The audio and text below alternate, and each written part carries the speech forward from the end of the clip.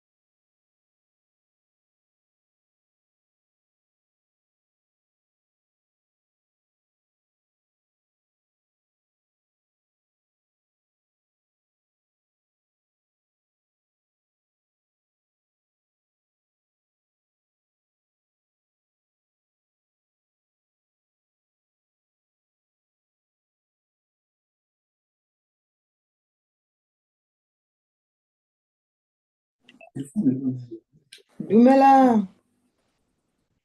Dumelang. Honorable members. Good and morning, Chair. colleagues. Morning. Morning, Chair. Morning. It is now 9:30. Our time to start the meeting. Can I check with the secretary if ever we form a quorum? Secretary?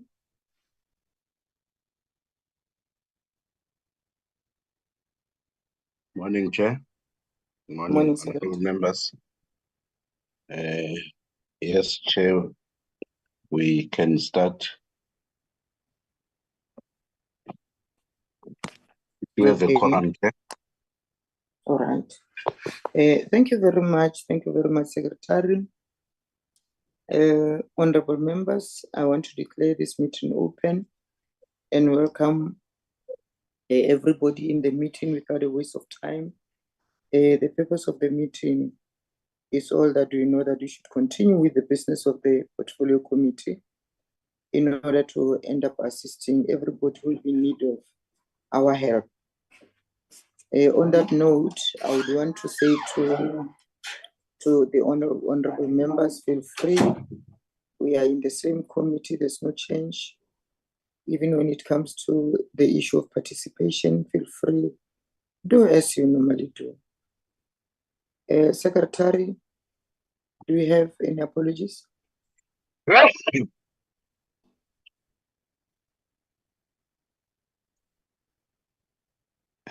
Thank you, Chair, and good morning, honorable members. Chair, we have received an apology from Honorable Webster. So, it's only Honorable Webster that have received an apology from. But right now, I see the hand of Honorable Ngobeni, who is in the platform. I think maybe she's talking on the matter. On the side of the officials, it is an apology of Ms. Nwabisa, the researcher, who is busy with the exams. She's writing exams, so she's on study leave. Thank you, Chair.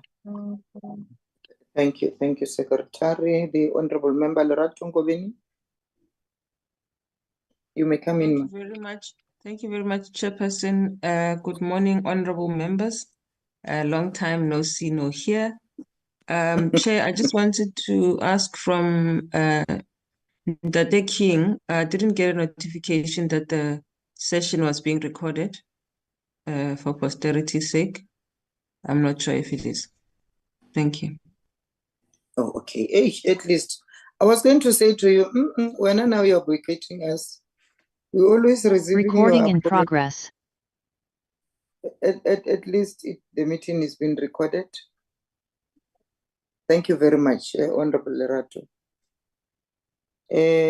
We are now on item number 3, where we have to consider and adopt our meeting agenda. Over to the members.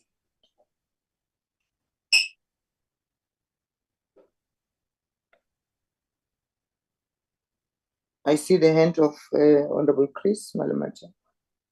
Well, thank you so much, Chair. Good morning, colleagues. I stand to propose that we adopt this agenda as it is. Thank you very much, Honorable Malemacha has moved that we adopt the agenda. Anyone who feels he will support the mover? Chairperson. Hello? Molotsane, I support the adoption of the agenda. Thank you very much. We will now continue. We are on the item whereby we have to consider and adopt the updated 2024 third-term committee program. Over to you. Is it the content advisor or the secretary? It's going to be me, Chair. Over to you, Secretary. Chairperson, I hope the screen is visible, and the shaded green items indicates that we have dealt with those items. And the reason for bringing up the readoption of this committee program, it is because of the changes that has taken place in the parliamentary program and from the directive from the office of the House Chairperson. So today we are in the 30th. We are going to receive this navigation market access for small enterprises. Then we have learned that the coming week between the 4th to the 8th is going to be a constituency week, which then the other week will be followed to be which is between the 12th and the 18th is going to be the committee week. So during the constituency period, they said we cannot have the meetings because members are expected to be active in their provinces or in their constituencies. That is number one. Hence, we're going to have this meeting on today, and then the next meeting will be on the 13th of November. So the one that was supposed to be on the 6th has fallen off, but we have shifted those items to be on the 13th. And the second reason, Chair, for us to reconsider the committee program, it is because we are trying to kickstart the process of the appointment of the ombudsperson. Hence, then on the 13th, we have included the 3 items which are shaded in yellow, which indicates that those are the items that are on the process of appointing an ombudsperson for small enterprises. So we're expecting that on the 13th of November, we get a briefing from the legal advisor and also from the content advisor on this process of appointing ombudsperson. It is the first time that this committee has been entrusted with this work. So we are trying to make sure that it does not have flaws that will create animosity and find us wanting in terms of legal issues. And then also on the 13th, we are trying to consider to adopt the program, because we must have a program of processing this matter. So we are trying to have a program. We'll craft a program, and then on the same day we consider that program and adopt it. And furthermore, we will be trying to consider and adopt the advert that shall have been made, because we have to make an advert. And then on the 20th of November, it as was in the previous program, and on the 27th of November, we shall be receiving the performance reports of the department and entities of the Q2, and then on the week of the 3rd to the 6th of December, we remember that we had an oversight, which is aimed at visiting the Limpopo province. So, Chairperson, this is the program as amended, and then it's being tabled to the committee for consideration and adoption. Over you, Chair. Thank you very much, Secretary, for presenting to us this program. Honorable members, the program, the draft program, I'll allow you to have a bite if ever you do have or questions. There's a hand from Honorable Kruger, Chair. The Honorable Member Kruger, over to you, sir. Chairperson, I don't have a question or a comment. I just want to propose that we accept the program as presented to us by the Secretary. Thank you. Thank you very much. There is a mover. Honorable members. Honorable Sapo. Thank you very much, Chair. Good morning to you and honorable members and our support team. I also do not have any issues, Chair. I move to second the mover for the adoption of the program. Thanks. Thank you very much, Honorable Sapo. Honorable Sapo has seconded that we continue with our work. She has moved that we adopt the program. Chair, So is there any other hand? There's a Yeah, hand I from want to- Honorable Malimacha. Honorable my hand- Malimacha. Honorable I Malimacha, want- over to I'm trying to check through you, Chair, you. with King regarding the proposal of visiting the Gauteng, where it features, because we have that proposal that we want go and be relevant when the matter is still in. Now, how will this not affect that particular issue without closing it or be updated on that? Okay, Secretary, there is a question. Thank you, Chair. The reason that is not in the program, it is because we didn't have it from the beginning when we were crafting the third term program. This is a decision that came from the committee. Hence, then when we are making application, we make an application that it was not in the it was not in the program that was approved by the House Chairperson. Hence, it is coming as an emergency oversight visit as a decision of the committee.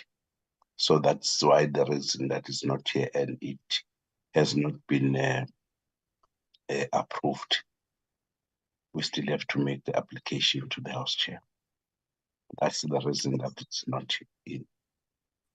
Okay. If it is an emergency application, it won't appear on the program, but the application will continue as agreed. Yes. All right. Okay. Are you fine, Honorable Malimacha? Yes, it's indeed that we guard ourselves not to close ourselves outside. With the explanation, I'm very happy. I endorse the secondment of the program. Thank you so much. Okay, thank you very much. You can bring back the agenda, Honorable. Our secretary, bring back the agenda.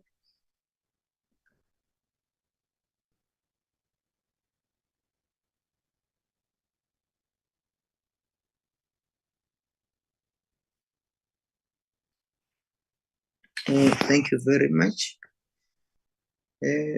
We are now going to have a briefing on improving market access opportunities to SMMEs and cooperatives by the content advisor. Over to you, Ntete Kumede.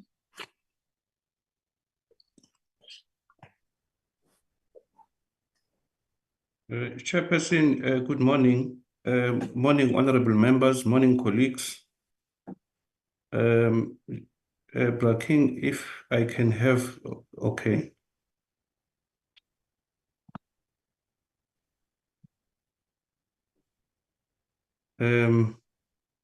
Honorable members,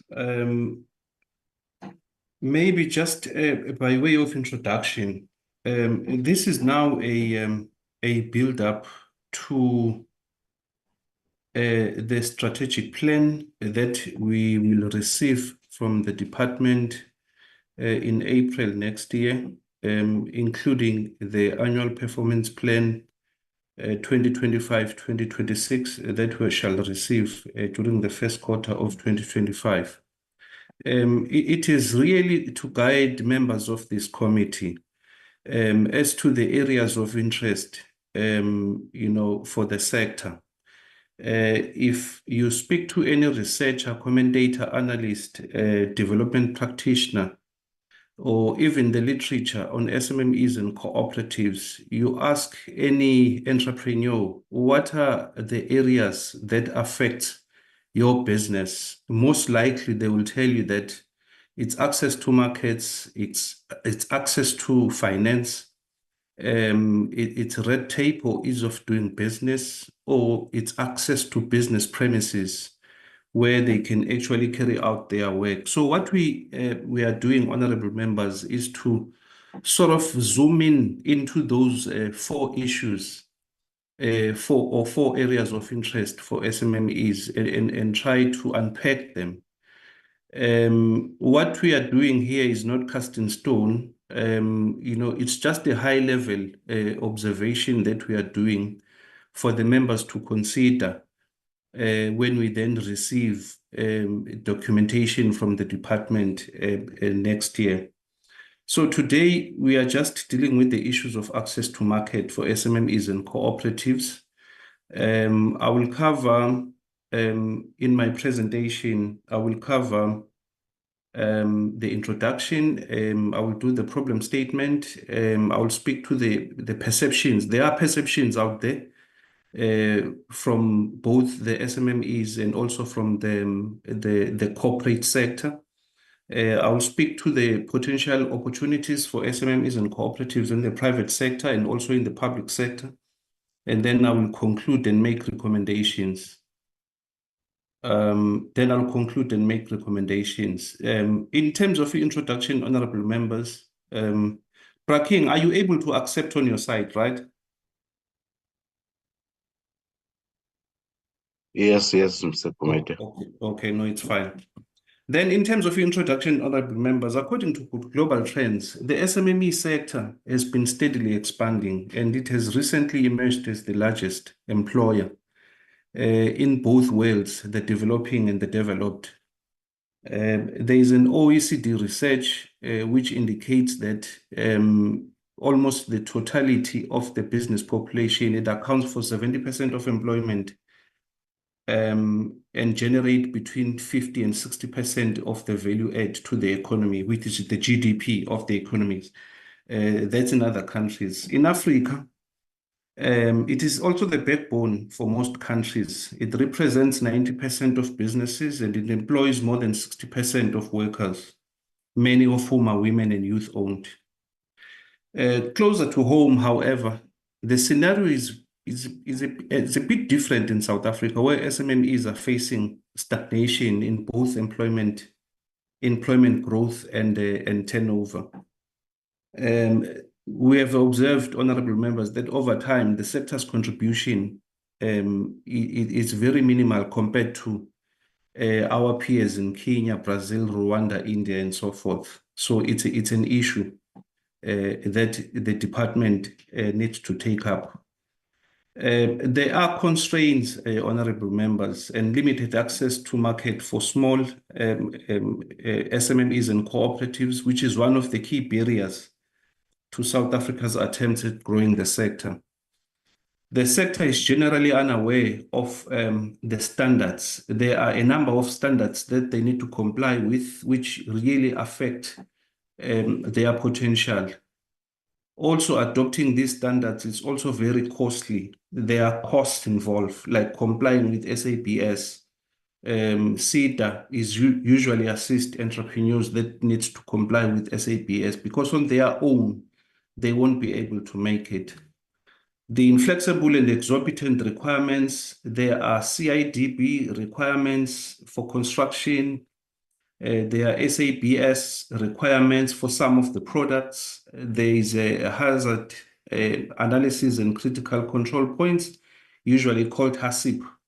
There are ISO requirements, there are organic content certification requirements, ethnic/religious requirements such as halal, kosher, and so forth, which in other instances, these are usually used as a preventive measure to eliminate competition, especially from the small enterprises and cooperatives. The complexity of the standards as well also prevents small enterprises from accessing the market, both in private and also in public sector. We were looking at one advert, honorable members, from the Department of Correctional Services, which specifically stated that for a supplier to be able to meet the requirements, they must have a halal certification. There is also a market structure and contractual agreements, which also plays a role. Most SMMEs and cooperatives do not necessarily understand the contracts that they enter into. Usually, honorable members, such exclusionary practices are prevalent, especially in the profitable sectors of the economy. They manifest themselves through irrational contracts, pricing strategies, and more commonly actions taken by dominant firms to deter new competitors from entering the industry, forcing competitors to either exit the industry or they remain confined, competitors in their own little corner. You can't be an SMME for more than 10 to 15 years, honorable members. You should be able to grow into a medium and larger business. And these are mainly to prevent them from expanding, which is really a source of market concentration that we see today. So the problem statement, honorable members, that we are pushing forward here is that South Africa has one of the highest SMME failure rates. There is a study or a research that was done by Ms. Catherine Weinberg, who is the founder and CEO of FETOLA. FETOLA is active in the research space around the SMMEs and cooperatives. They concluded that at some point, in our experience as a business growth agency, the most common reason is that many businesses are simply not yet market ready. While there is often a desire to onboard a big client like your Shoprite, your Checkers, and so forth, in reality, the business may not be able or in a position to service that particular client. This is often the case, honorable members, where you find that SPAR would say, I'm willing to give you guys the access to market, but I need you to provide me with 10,000 tons of potatoes. Yet, I mean, you find that their cooperative is only having maybe 5 hectares and they produce maybe annually, not like constantly throughout the year. There is also a study, honorable members, done by the Small Business Institute, which reveals that 70% of emerging small businesses failed within the first 2 years of operation. The same study revealed that while 99% of the country's economy, this is now South Africa's economy, is made up of SMMEs, they only delivered 28% of all employment opportunities. So there is a disjuncture there, honorable members. It means most of the employment in South Africa, it comes from the big business. There are very few instruments as well in existence to induce, to entice the private sector or compel the private sector from playing their part. Like your transformation sector charters, they are non-binding instruments. For instance, other sectors of the economy do not have such charters, such as the wholesale and retail charter, for example. Yet the sector lags behind towards transformation endeavors. But in the same transformation charter, honorable members, if you look at the countries like SPAR, they do have that charter, and entities that operate in that region, like your SPAR, they do oblige or conform to the charter. There is also a disjuncture, honorable members, in terms of the revised BEE code, which is placing a great deal of focus on ESD. And therefore, there is a growing number of private incubators that are coming up, and also others are called accelerators, many of which are being established just as a response to ESD and BEE, solely for compliance purposes. Current structure in the retail and wholesale sector that support informal and small enterprise businesses appear to be inadequate to support new business startups. Their long-term growth and sustainability. The barriers and facilitators to growth and sustainability need to be clearly understood to drive economic growth within the sector. There is also a challenge, honorable members, of poor economic infrastructure, which is among the biggest hurdles facing the country's ambitious program to improve the nation's manufacturing capabilities and support higher growth for generating employment.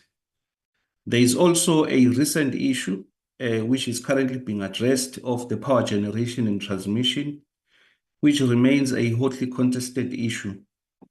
While transportation infrastructure capacity constraints continue to limit small enterprise performance and private sector investment. This is particularly the case, honorable members, in rural areas and township enterprises. In rural areas in particular, where they do the fresh produce, the transportation of the fresh produce from the farm to the stores is usually a real challenge for cooperatives and rural entrepreneurs.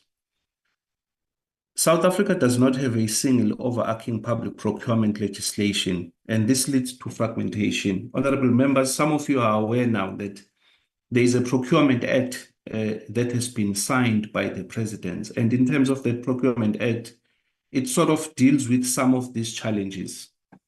However, there are a host of laws that still governs the procurement area, from national, provincial to local governments, such as the PFMA, the Financial Management Act of Parliament, as well as the Municipal Finance Management Act.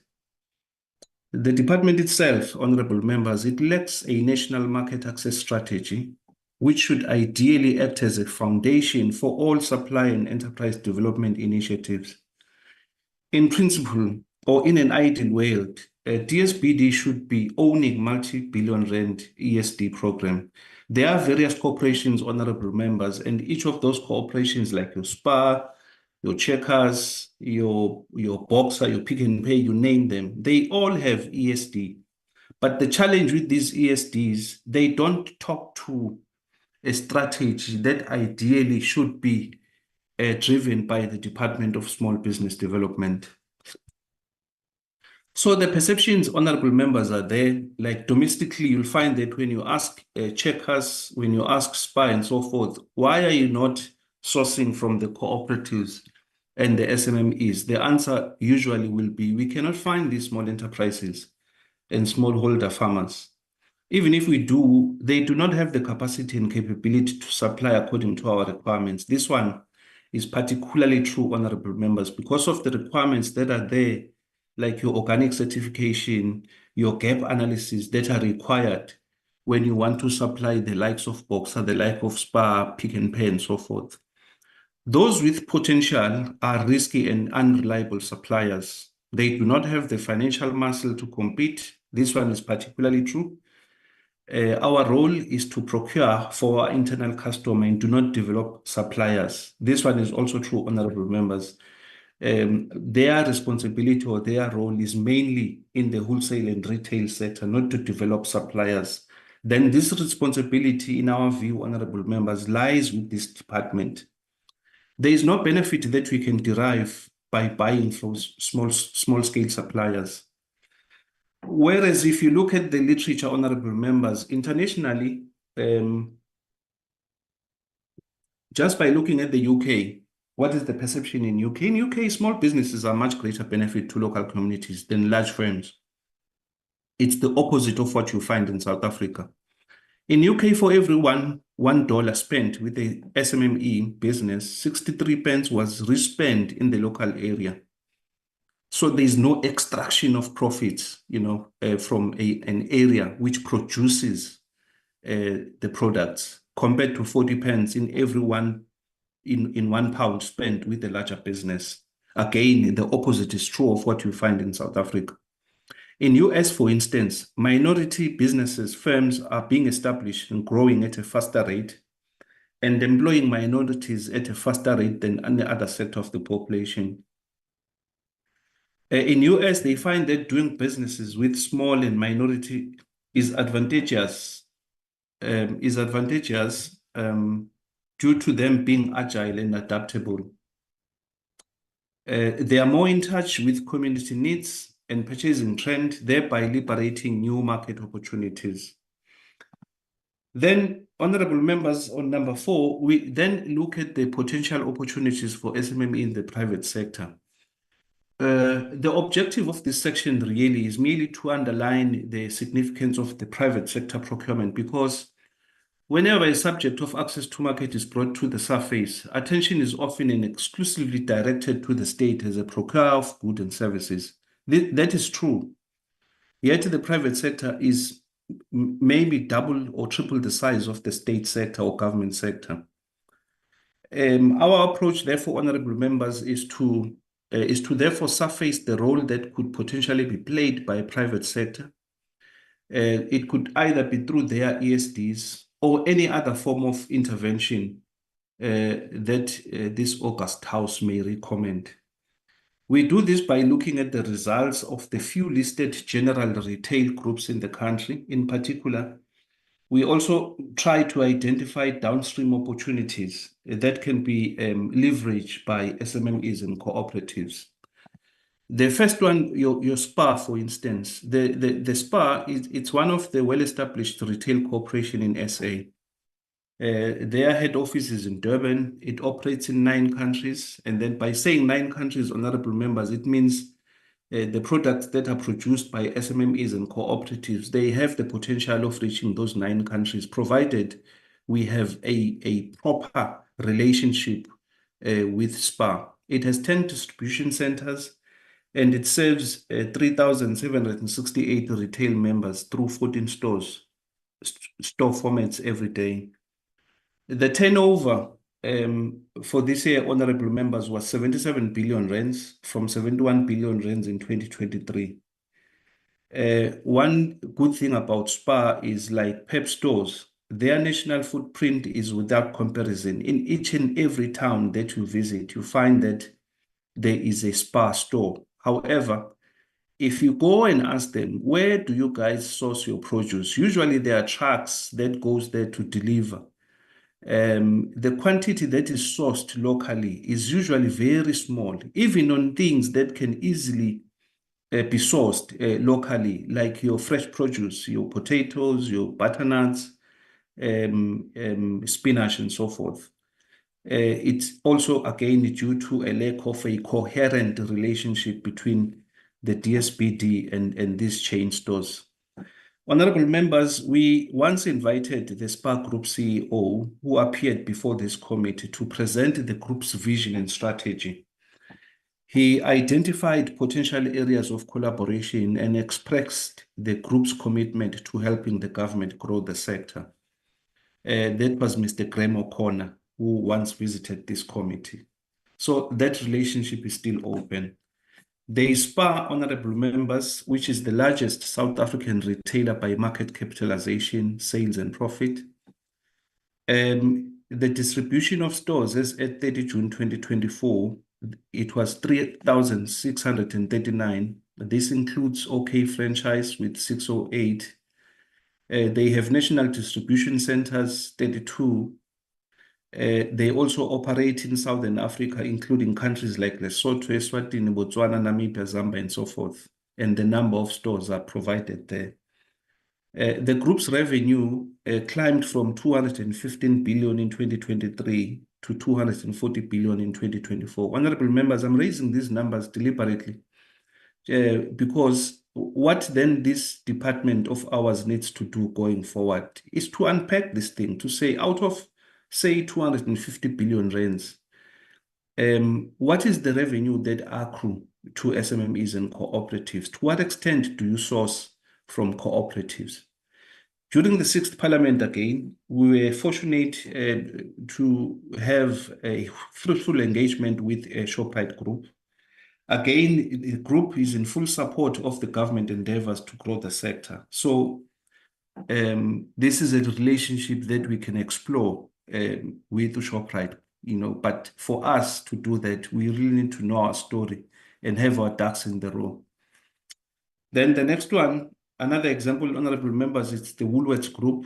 The number of stores are there, which is 1,594 stores in 14 countries. Again, once I say 14 countries, these are some of the potential countries where through Woolworths Group, we can expand our reach. The products that are produced by SMMEs and cooperatives can easily reach these countries if we have a proper and concrete relationship with them, with Woolworths.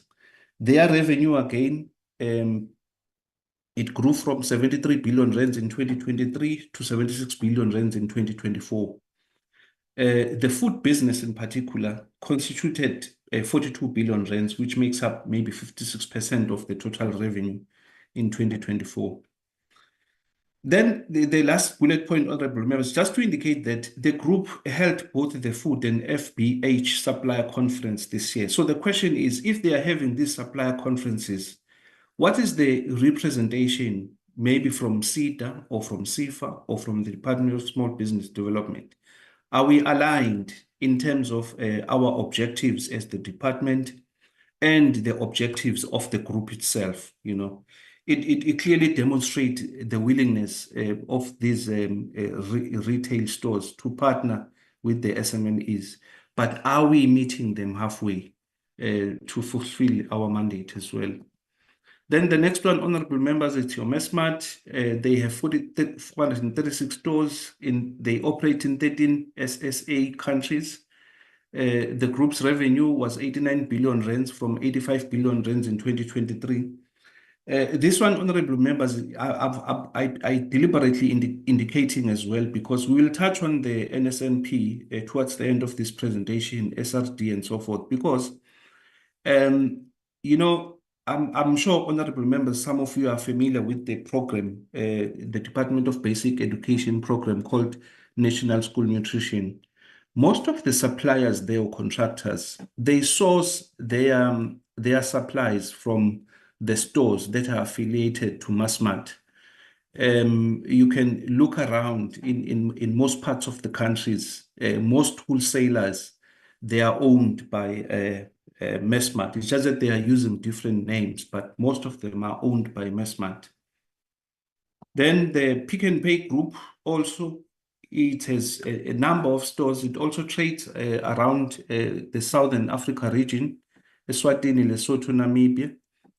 Their revenues as well grew from 106 billion to 112 billion during the previous year. It also acquired a Boxer in 2022, and as of October 2024, Boxer has expanded into 308 stores. I'm not going to mention the liquor and the build stores. I'm particularly interested in the food stores or superstores. It has now reached the 500th Boxer store in Potchefstroom on the 24th of October this year. It really shows the aggressiveness in terms of their expansion. Again, honorable members, I'm particularly mentioning that Boxer actively invites innovative suppliers and manufacturers who share in their vision for affordable and quality products to join in their journey in making a difference.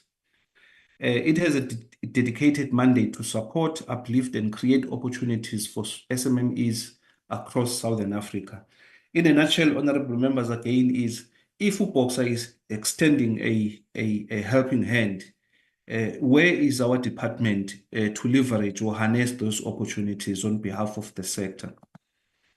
Then the potential opportunities in the public sector. We look, for instance, at the estimated expenditure over the MTEF period, honorable members, which is expected to increase nominally from 2.4 trillion in 2024-2025 to 2.6 trillion in 2026-2027. It is expected that bulk of the spending will be allocated to learning and culture, social development, health and community development.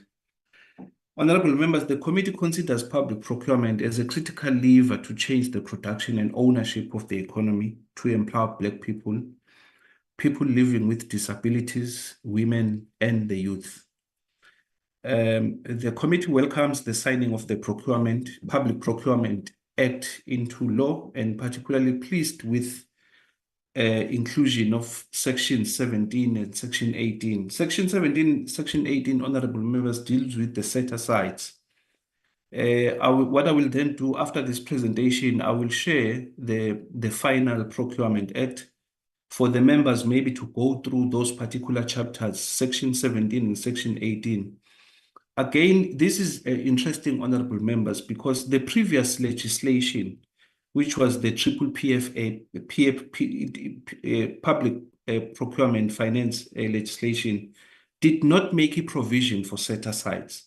So there was an advice or counsel from the Office of the Chief Law State Advisors that the departments, the municipalities, the state-owned NTOE are not allowed to come up with their own set-asides. The set-asides must actually find expression in the legislation, which is what has actually happened now. So Section 17 and 18, it makes a provision for set-asides, particularly for SMMEs, for Black-owned businesses in rural areas and townships, people living with disabilities, women-owned enterprises and youth-owned enterprises. Honorable members, again, when we look at the social development, for instance, SASSA is paying grants to over 26 million people. It's 26 million people, almost half of the country. Then a total of 252 billion was made available to SASSA for the payment of social grants between April 2023 to March 2024. 252 billion, with monthly payments averaging 20 billion to 21 billion rands. Key interventions by the department could be to convert this budget from consumptive to productive expenditure. Most of SASSA beneficiaries are economically active population capable to supply labor for the production of economic goods and services. Honorable members, we are again saying here, this area needs intensive investigation and research by both the department and DSBD. There is no such research that exists currently, honorable members. So we are encouraging the department to really look into this. That's a lot of money, 252 billion rands. Then if you look at education, for instance, National Treasury reports that learning and culture will be allocated 465 billion in 2024-2025, 486 billion in 2025-2026, and 508 billion in 2026-2027. That's a lot of money. This is over the MTEF period. We're looking at expanding from 1.4 trillion to 1.5 trillion. Besides accelerated school infrastructure development initiative, also known as school infrastructure backlog, where actually, it could be a reserve for SMMEs and cooperatives that is allocated 1.6 billion. The department is managing the NSNP program grant of 9.8 billion with an estimated population of 9.7 million learners in over 21,000 schools. This is another area, honorable members, that in our view should be a reserve for cooperatives, because most of these schools are found in township, they are found in rural areas. So if we can have a sort of maybe an MOU between the Department of Basic Education and the Department of Small Business Development to take this project and run with it, it's something that could be explored. From where I'm sitting, it can work. This is an area, again, honorable members, where set-asides, as envisioned by Section 17 and 18 of the Procurement Act, is feasible. The DSBD and DBE must work closely to study the trends and opportunities for establishment of light manufacturing hubs. If you look at the products that are sourced, or if you look at the menu, honorable members, you'll find that they want rice, they want fish, they want potatoes, etc., etc. The NSNP should be a standard market for SMMEs and cooperatives. It's doable. Another one would be a correctional services, which has a budget of about 87 billion rands. Correctional services has a total number of 243 correctional services centers across the country, with an estimated inmate population of just over 157,000. The South African Constitution entrenches, among other socio-economic rights, inmates' rights to adequate nutrition. For example, honorable members, prisons procure more than 1 million loaves of bread per annum. If they continue to source from the big guns or usual suspects like your SASCO, your Blue Ribbon, Alban, Sunshine, and so on, without a deliberate and concerted effort by both the Department of Correctional Services and DSBD to build a pool of bakeries,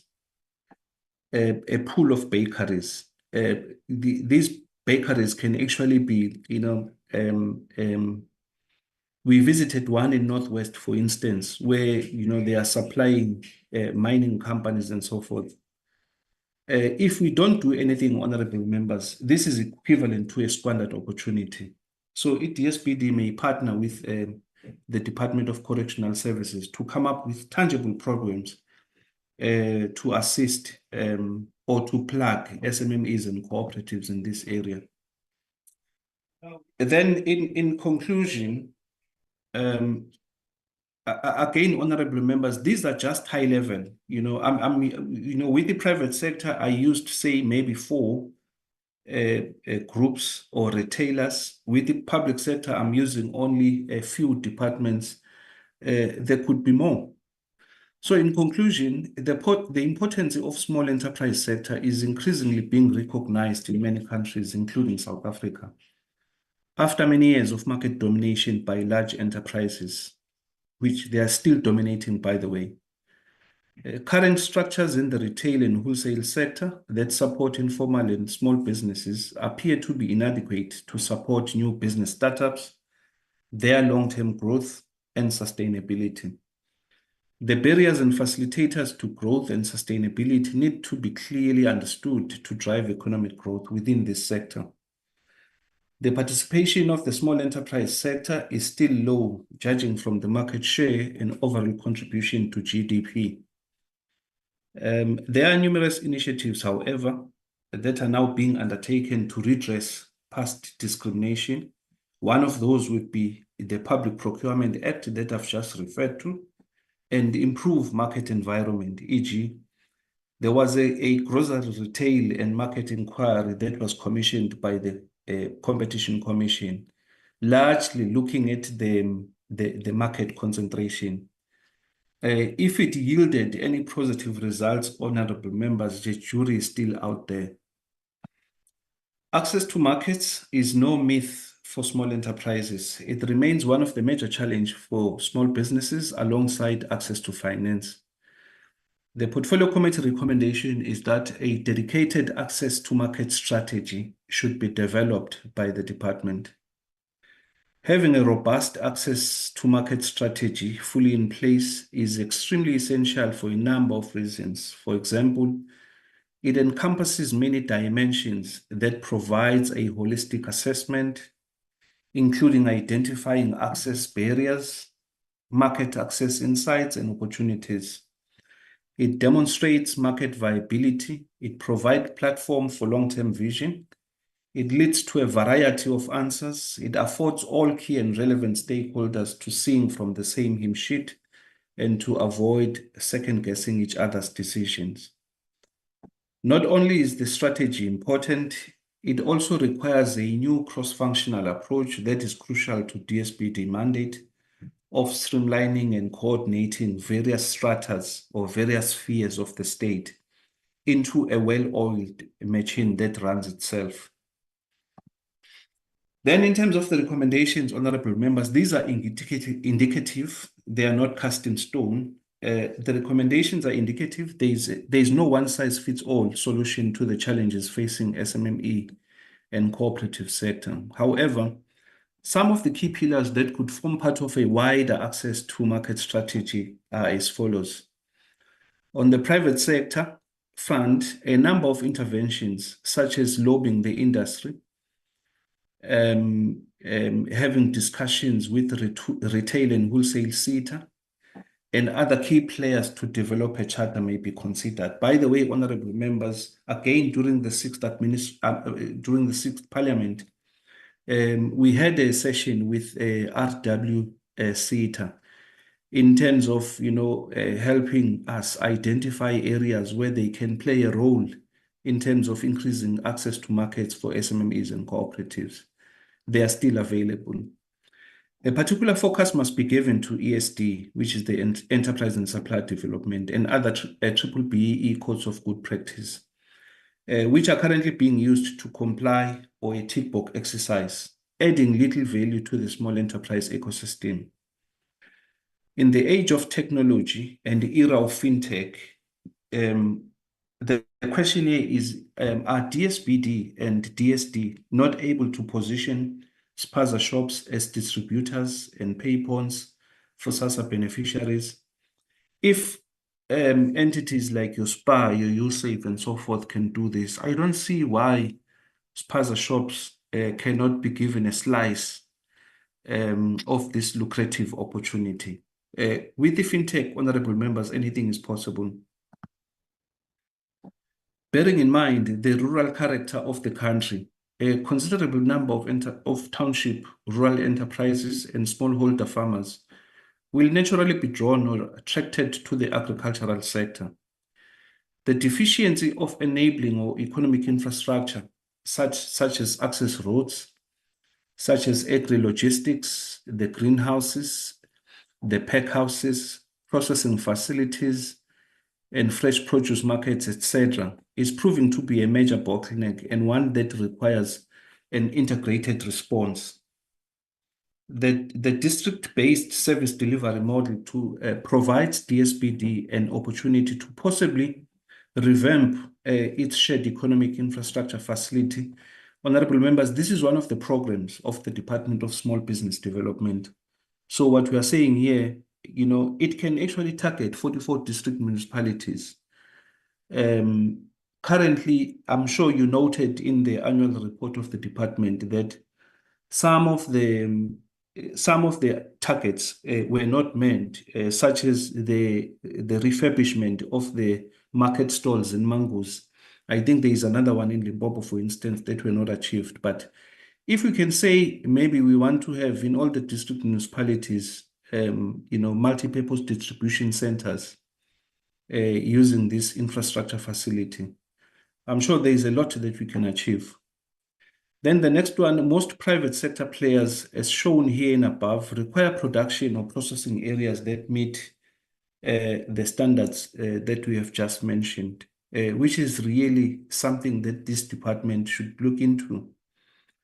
Request for information halal certification bodies in line with the requirements of the South African National Halal Authority on state tenders must be investigated in order to ensure that it is not used deliberately to sideline potential competitors.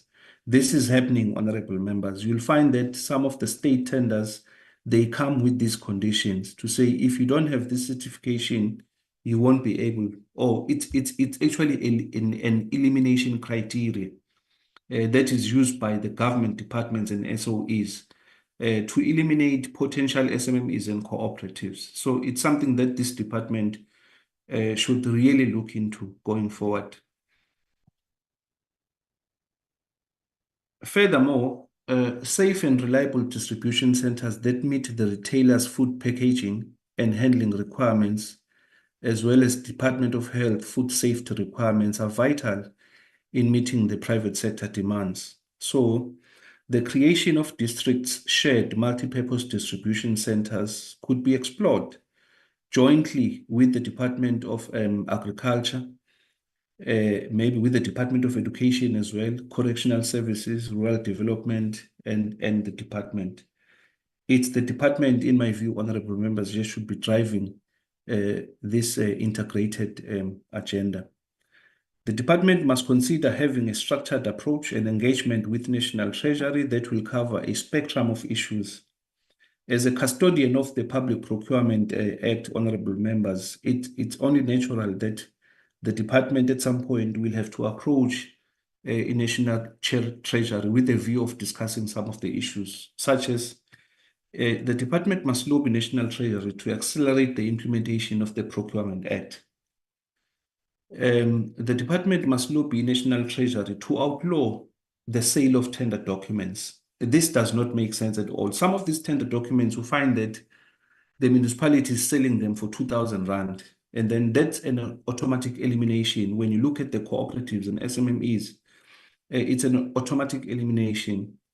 All state tenders to be advertised and tender documents downloaded from eTender portal. There is an eTender portal, honorable members, from the Office of the Chief Procurement Officer, where all the state tenders are supposed to be advertised. You know, it's not being implemented fully, but some of the government departments, some of the municipalities, some of the SOEs are making use of this particular portal, and they also load tender documentation there.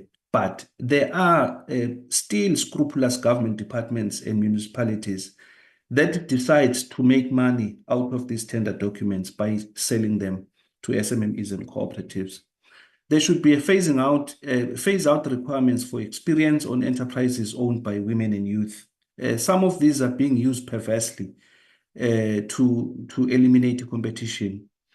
Phase out requirements for financial capability on state tenders. You know, if USIFA is there to support SMMEs and cooperatives, particularly those maybe that have acquired a purchasing order, this requirement really is not necessary.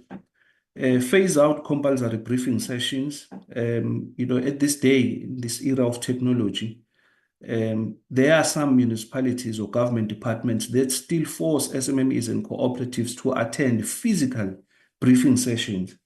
When these sessions, they can actually be held virtually, you know, which saves SMMEs and cooperatives a lot of money. Introduce various financing instruments such as cession of income or contracts and invoice discounting. This is not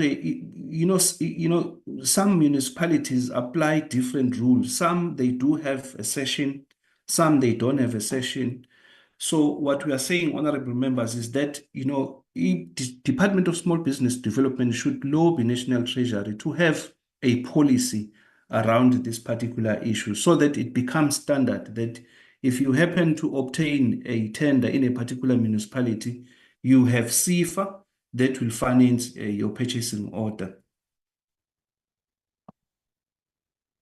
Honorable members, the government cumulative spending is roughly over 2 trillion rand, as I've mentioned earlier. Nonetheless, only a fraction of that spending goes to small enterprises. It's actually less than 30%.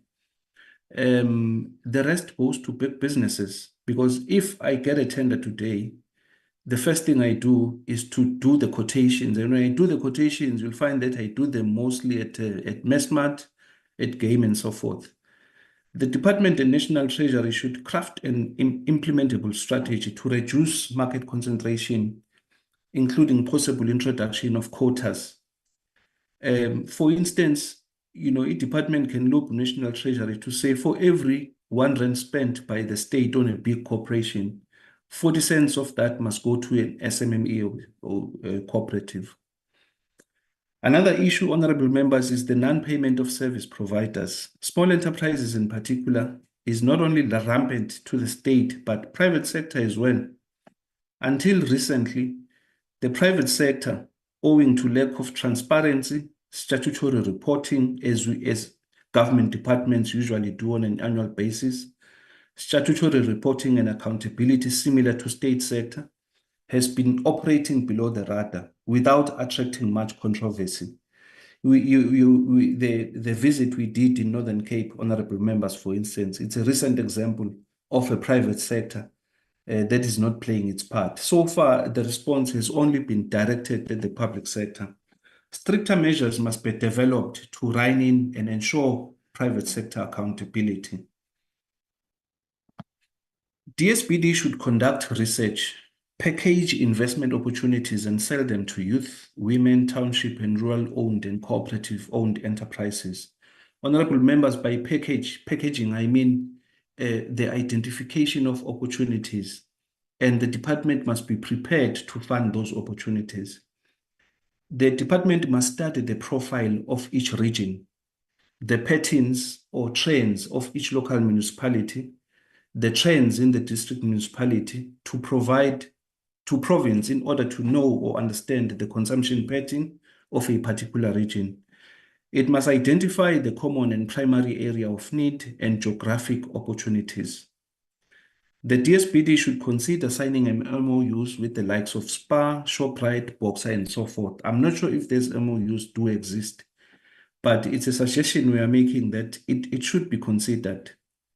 And these MOUs must be on a trial and or renewable basis, say for a period of 3 to 5 years, to see how it works, aimed really at providing preferential market access from produce supplied by cooperatives, youth, women, rural and township-owned businesses. The MOU should be smart and have measurable targets, such as the MOUs should indicate the amount of money that Shoprite will spend, Mlazi, in Soweto and so forth. You know, I will also share, honorable members, Boxer interventions in terms of what they are trying to do. The ESDs of these corporations should state clearly that their intended goals are to support the DSBD broader market access strategy. It is therefore critically important for DSBD to fully understand the policy environment required by these corporations in order to play their part and align the market access strategy to the needs of these corporations. The propositions being made here, honorable members, are not out of the ordinary, but in line with the rationale behind the creation of this department, which is to advance the development of sustainable SMMEs and cooperatives as key levers for job creation and the reduction of poverty and inequality, and with a specific focus on youth, women, and people living with disabilities, especially in rural areas and townships, as well as high-growth businesses with the potential to be catapulted to the center of the mainstream economy to disrupt the concentration and structure of the economy, which is currently perverse in the South African scenario. Well, honorable members, that's there. Let me end there, and maybe Chairperson, I will then take questions of clarity from honorable members and so forth. But like I indicated, honorable members, this is just really to prepare you that when you receive your APPs come next year, when you receive the strategic plan of the department, what are some of the things you would want to see in those APP and in those strategic plans of the department? The issue of access to markets, really, it's one of the issues that at the forefront of the challenges facing SMMEs and cooperatives. And in terms of our mandate, really, as this committee, we have a responsibility to make a contribution and guide the department in terms of how they should develop their APPs and strategies going forward. Let me pause there, Chairperson, for now. Then we can then engage or take questions from members. Thank you. Thank you very much, Content Advisor. Let me welcome the presentation as presented to us as this portfolio committee by the Content Advisor, and all to say we are well briefed. And then I allow the honorable members to then indicate if ever there's something that they would want to say with regard to the presentation. Over to the honorable members.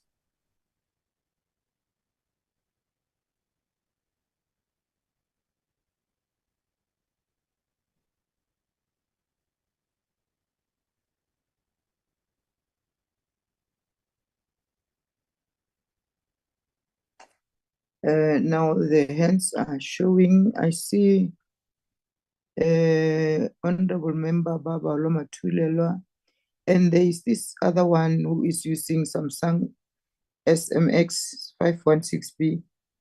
I don't have a name here. And then King, assist me.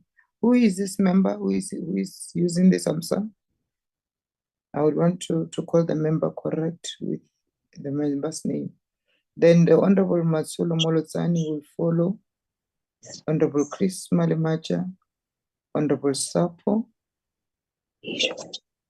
in that order. Greetings to yourself, Honorable Chair, and all honorable members and the colleagues. I just wanted to propose that we deliberate after all we dealt with everything as it appears in the agenda, so that we just deliberate once and for all. If you allow that, Chair, not unless you are saying no, I must do it. I can do in this presentation. Yeah, continue, ma. It's your time. Do it. Do you hear my point, Chair? Are we going to come again and deliberate after this one again? We do each and every item. Time will allow us, I believe. Remember, today we have a sitting. So it's better if you do everything, because now it is your opportunity. Let me say, for example, I will say we are going to have the second bite, but what if time does not permit? Don't you think we have missed opportunity? Chair, There is an item. Chair, Oh, thank you, Secretary. Yes. to assist. No, maybe to assist is this. The presentation on our material, it's only one, is this one. The other document, it's a document on the presentation that has been extracted from. So there won't be other presentation. The only thing that will be there will be consideration of minutes and explaining the procedure for the appointment. So it's only this presentation. I thought maybe King Honorable Matulela want to come back again. That is why I was saying to her, it's better if she used this opportunity, because we might she was like saying, Chair, let all the presentation be done and deliberate once. Oh. Yeah, so now I'm saying the presentation is only this one. The other document is there in the package. It's where the presentation has been taken from. So in other words, it's a document with more information. The one that Mr. Kument was doing is the presentation. Isn't that Mr. Kumet? That's correct, King. That's correct, yeah. Okay. All right. I did you get the clarity now that Honorable Matulela, we don't have any other presentation. This is the only presentation that we got. From there, we'll then be dealing with the minutes. Is it clear? Okay, Chairman. Thank you very much. It's not that clear, but I'm clear now, because I thought we were going to be told, because there is a point, there is a item where it says tabling of a project structure of the appointment of the ombudsperson on small enterprise. So I thought we were going to have that one before we deliberate, but it's fine. I can start. Okay, you see that one. Yes. Okay. Thank you very much, Chair, and colleagues. Number one, I wanted to just also have an input. Yes, the program was adopted, but I wanted to say that on the oversight to Limpopo, I want us to propose while the time is still on. Chair, okay. Can we assist someone? Yes. No, thanks. I wanted, Chair, to ask Honorable Matulela that the issue of the visit and that we have dealt with and adopted that, can we focus here now on the presentation? Because we will be like reopening what we have agreed and closed on it. I just wanted to say, let's remain focused. Now the matter is about what is being presented. What is our take? Thank you. Honorable Matulela, let's deal with what is on the table now. Let's deal with the presentation, ma'am. But Chair, I don't think I'm out of order. because I didn't want to contest the way the program was. But what I was coming with, because the program is today and Limpopo was presented today, I wanted to suggest that to avoid the things that happened when we were going in Northern Cape, we have to propose some of the things while the time is still on our side. We know now that people we are going to Limpopo. I'm not against that, but now I wanted to use my time on also saying that, because it will reflect in the minutes maybe, because we want to propose before where are we going in Limpopo, what are the key issues, or how is the province maybe factors, like we said in Northern Cape, there is a mining, there is farming. So we want to propose that while this time is still on our side, can we have proposals before we go to Limpopo to say how are we going to, what are our aims, what are our to unpack the expectations. Now that we are going to Limpopo, we want to unpack our expectations, or else you wanted me to say we must put it in the program.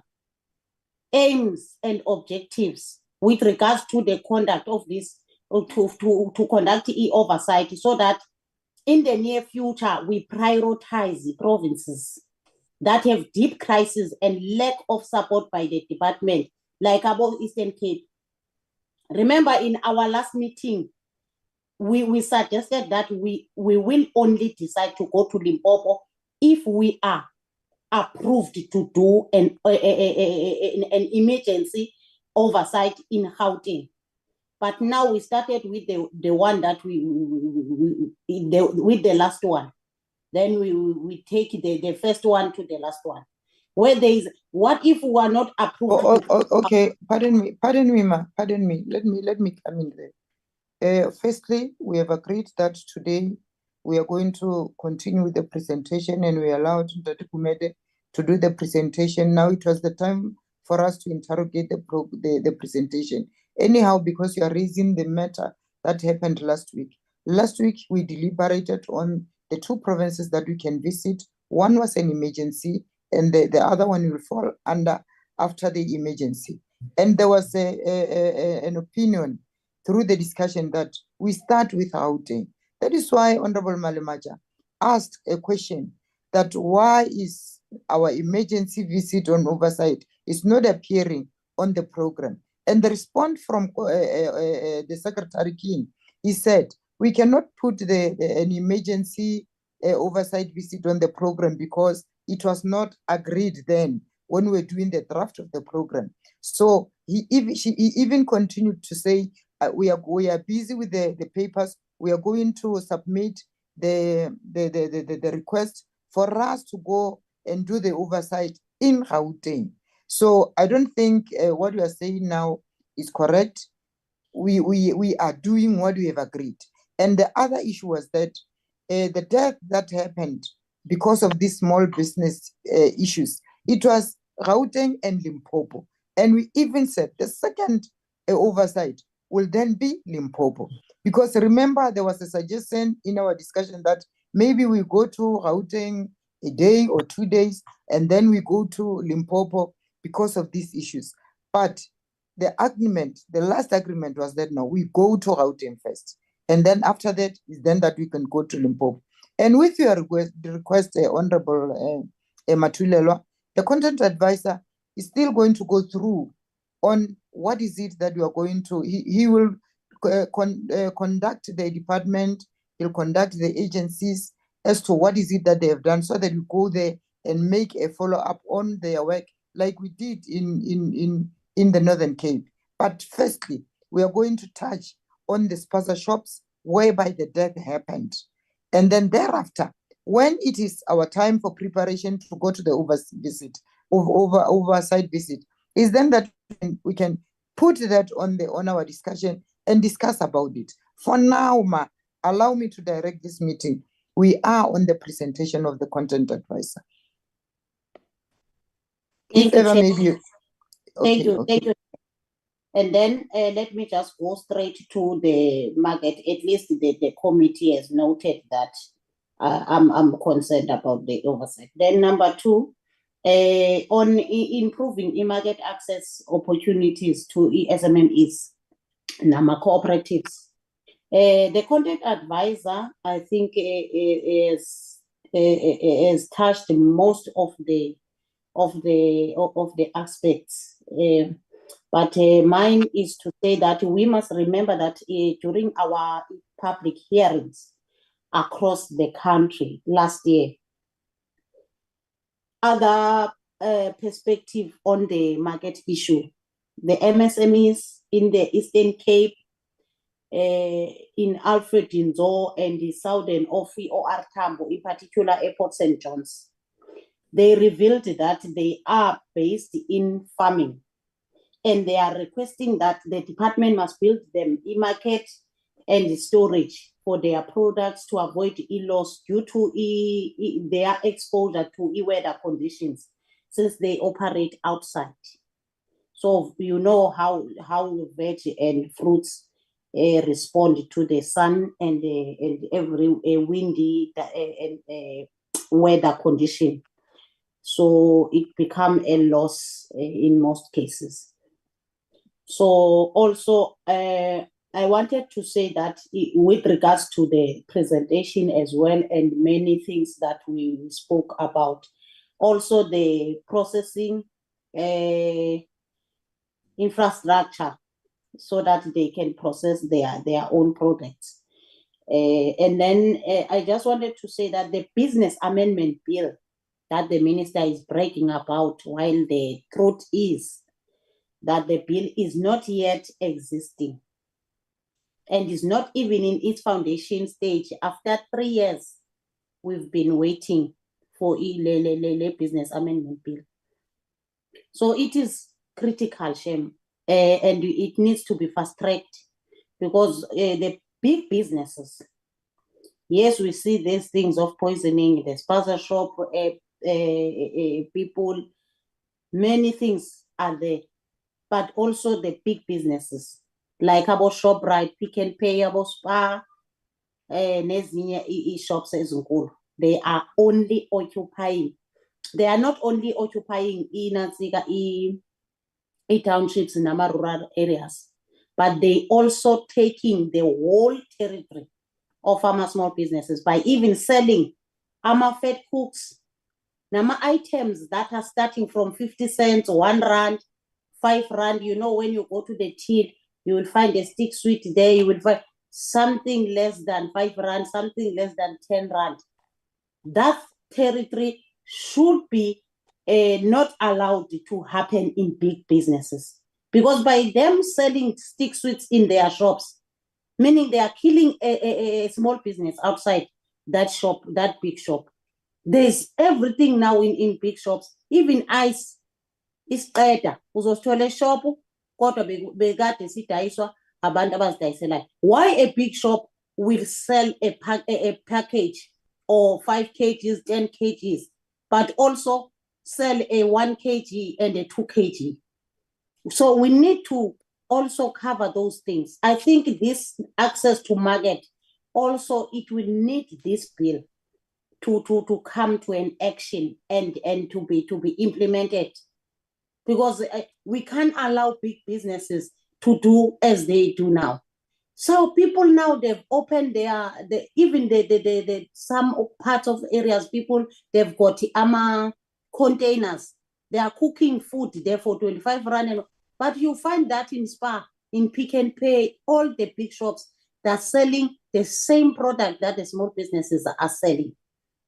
Why they are selling rice in 10 kgs and 25 kgs and 50 kgs, but also they take it and they cook it? What must our people do? So now you can even buy 1 apple at a Spar shop. You can buy 1 apple in a 1 rand or 70 cents or something. But that is a territory of our small businesses. We need to intervene and also put some of the things like this to this thing, because the access to market is a problem, but also these big businesses also, they are taking everything, they are doing everything now in their shops. Thank you very much, Chairperson. Thank you. The other member is Matsulo Molotsani. Over to you, ma'am. Thank you. Thank you very much, Chairperson, and good morning to honorable members, as well as our parliamentary staff.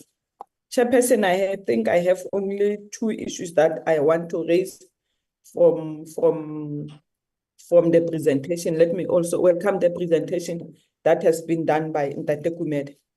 I just want to check, Chairperson, that Ntate Gumede mentioned that in the 6th administration, they managed to have a meeting with the CEO of Shoprite as well as SPAR.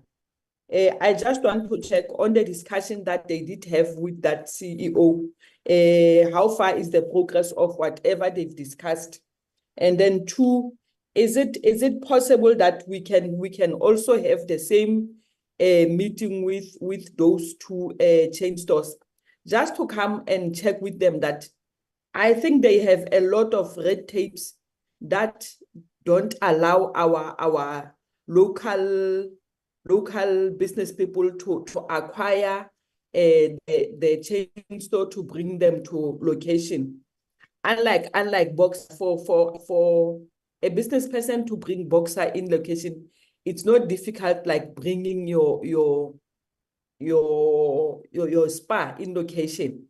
So is it possible if we can have the same meeting again, just to come and check on how to in fact, what needs to be done for them to bring those chain store to location?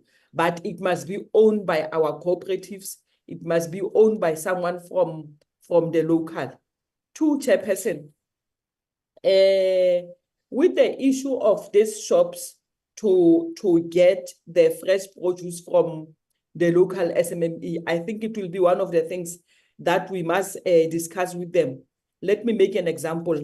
Where I came from in Metsimaholo, we had this project that was funded by Sasol Mining. Specifically, it was an agricultural project where municipality gave that cooperative a big land, and then the mining came in to assist with to give them the borehole,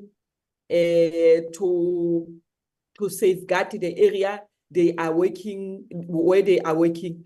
But the problem is now the market, because when you go to this local shops, your shop right around, your SPAR around, they will tell you that those people, their produce must be in a certain packaging.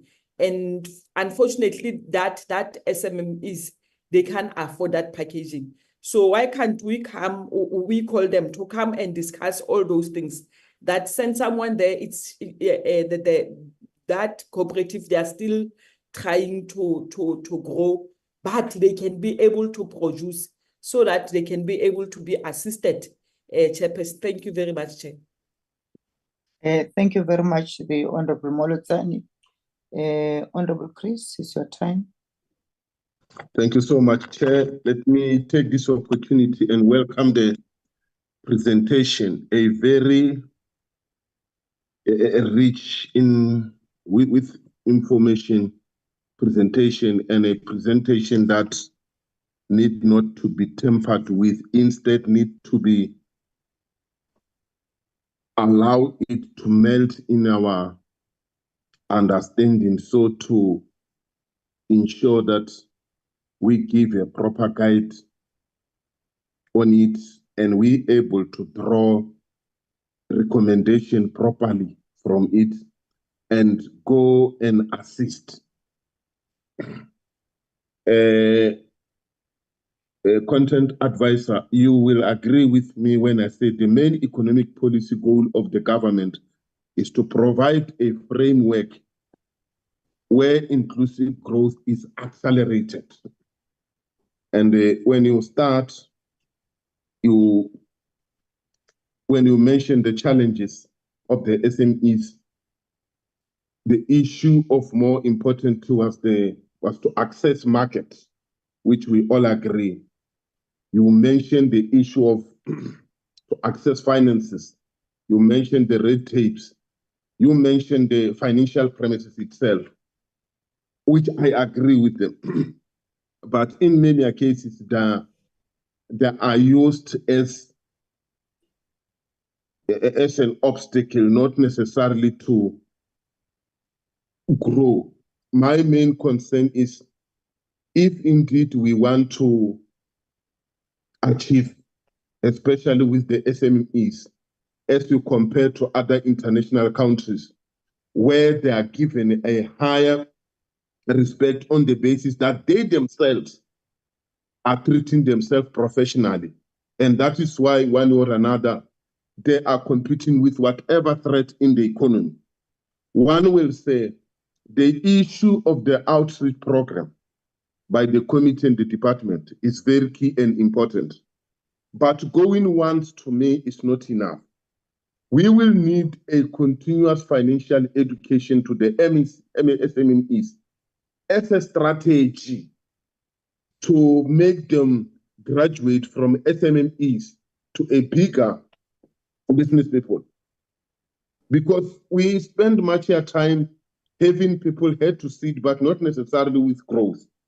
And that alone, it is not necessarily assisting both job creation, sustainability of the very same SMEs, at the very same time, not necessarily open opportunities for the upcoming ones because it is closed. You see, if we go to PE, we find a person who's proud to be repeating getting assistance. The question will be normal. At what point do you grow? At what point do you be financially independent and run your thing that will inspire others so that it must not be that, Tina, we became your SARS. After 3 months, after 3 years, you get the very same assistant, but you are not growing. You are blocking the other young ones who are coming with some innovative effect, who are coming with initiatives. So I'm saying from the presentation, one will want us to consider issue of continuous financial education with intention of saying for them to be sustainable in the economy and compete, they need to be independent apart from everything that the government has assisted. Now, the monopolies, in many cases these days, there's no longer a physical fight, there's no longer a weapon fight.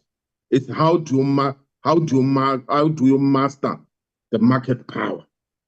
So in this case, our market power, if it's in the townships, the very same outreach program with educational tower, it's important that our own SMEs must be market ready, as one of the reasons you gave, to be able to grow and produce enough so that they be preferred as the best producers.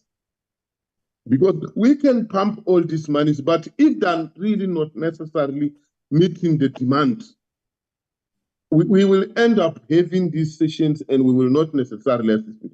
So I'm saying your presentation, with your all respect and the recommendation, is right and relevant.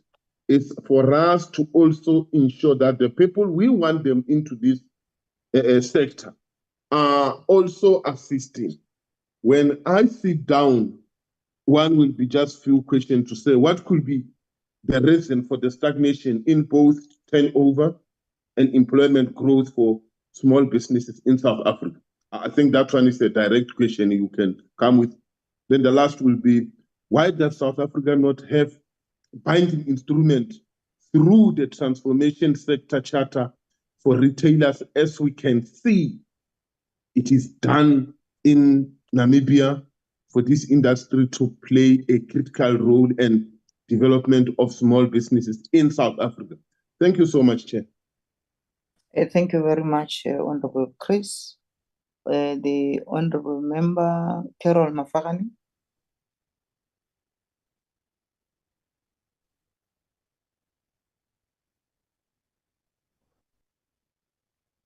I don't see Eh, the hand of Oh, the Pretty. Honorable Sapo. I'm here. Honorable Sapo, are you still available, ma? No, I'm thanks. here, Chair. I withdraw You my can hear me. hand. I'm fine, All right, thanks. thank you. Okay, continue. I can see you, Honorable Carol. Come back on your video. It's nice to see you. Over to you. Okay, thank you very much, Chairperson. I'm here. Thank you for the opportunity. Suboptimal regulations stifle the growth of small, medium, micro enterprises, especially those owned by Blacks, women, youth, persons living with disability in this country. The limited market access and virus constraints remain key barriers and cooperatives and the broader sector. Complex sustainability standards further restrict small business from accessing both private and public markets. This department, the Small Business and Development, should be acting as a bridge for these small businesses and our people to access funding and to access markets. However, as we know, the actions are saying otherwise. There's just no willpower to assist the Black entrepreneurs. And in most cases, we are leaving them in the worst conditions that we find them in. Recently, as a country, we were actually embarrassed in a very tragic way, or incidents or involving foreign-owned small businesses, spaza shops, which disregard the bylaws of the country, safety regulations, compliances, but they continue to operate. They continue to penetrate these markets. They are continuing to access markets. And this department should be making it easy for Black South Africans to access these markets, women, youth, people living with disability. But we are not doing that, Chairperson, and that's my worry.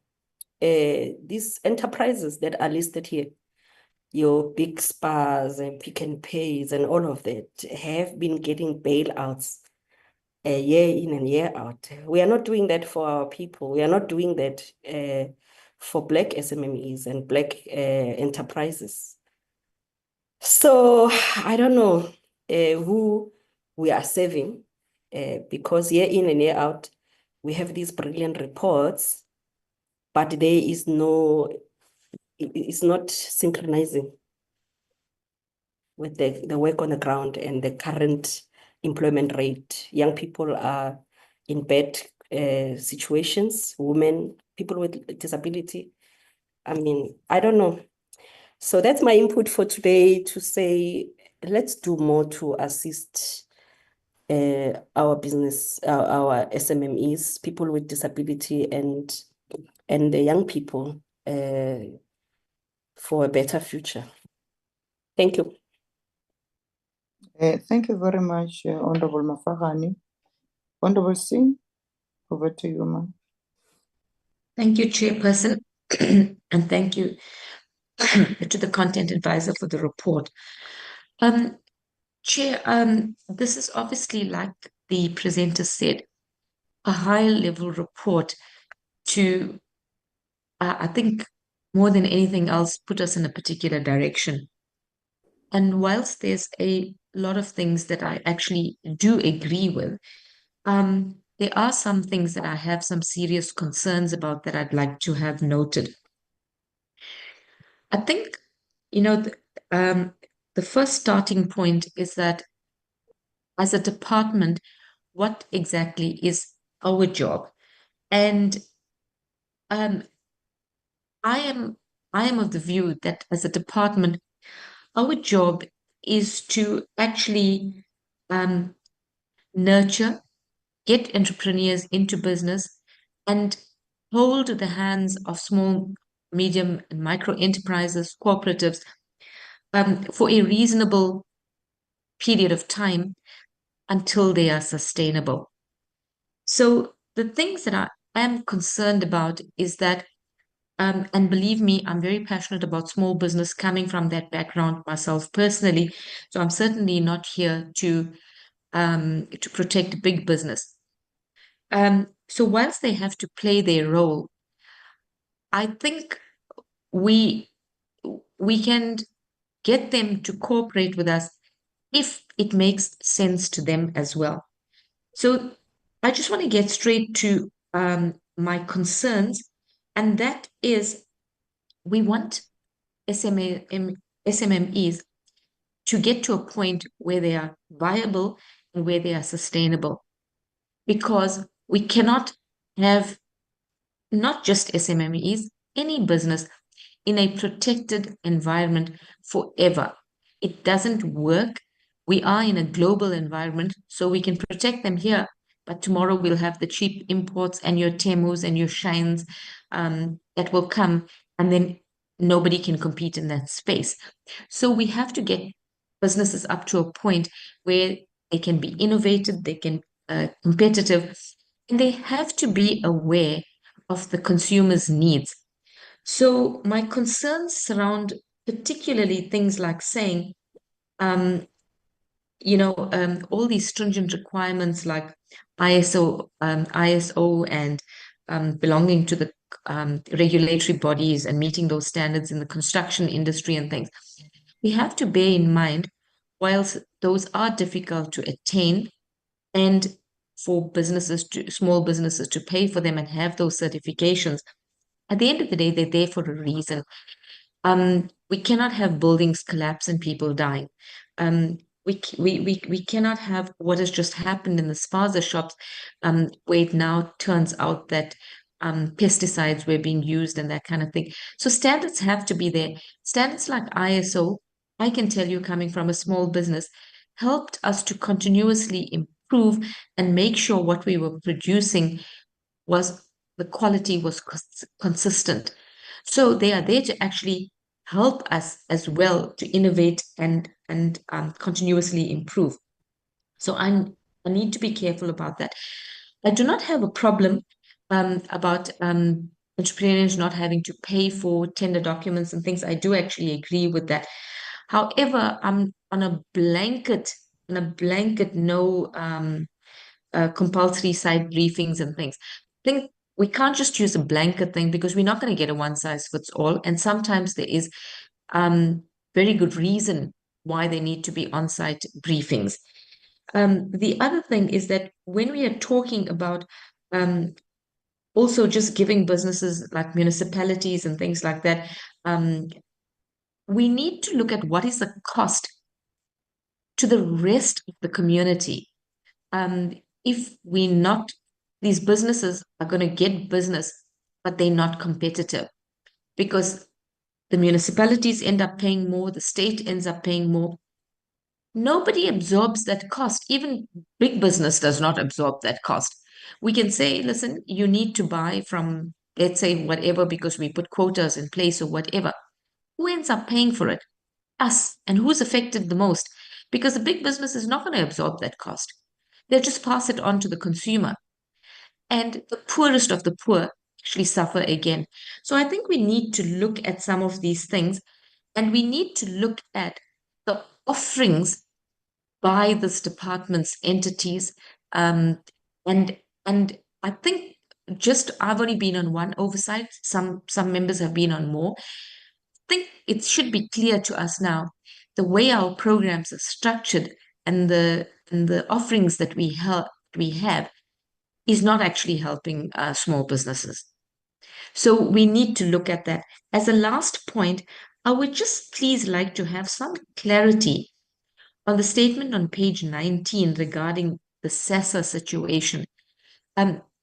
Talking about the majority of the beneficiaries can actually be in labor. It can be productive. So I just like clarity. Is that referring to the people that are getting that SRD grant of 370 Rand? I just like some clarity on that. Thank you, Chairperson. Thank you very much, Honorable Singh. I requested that we be finished with the person who is using Samsung, but I don't see any hand now. Or maybe the honorable member can just indicate who is using Samsung. And I would request that the gadget be renamed. Are you aware, Secretary, as to who is using the Samsung? Don't know whether it's a phone or an iPad. Secretary?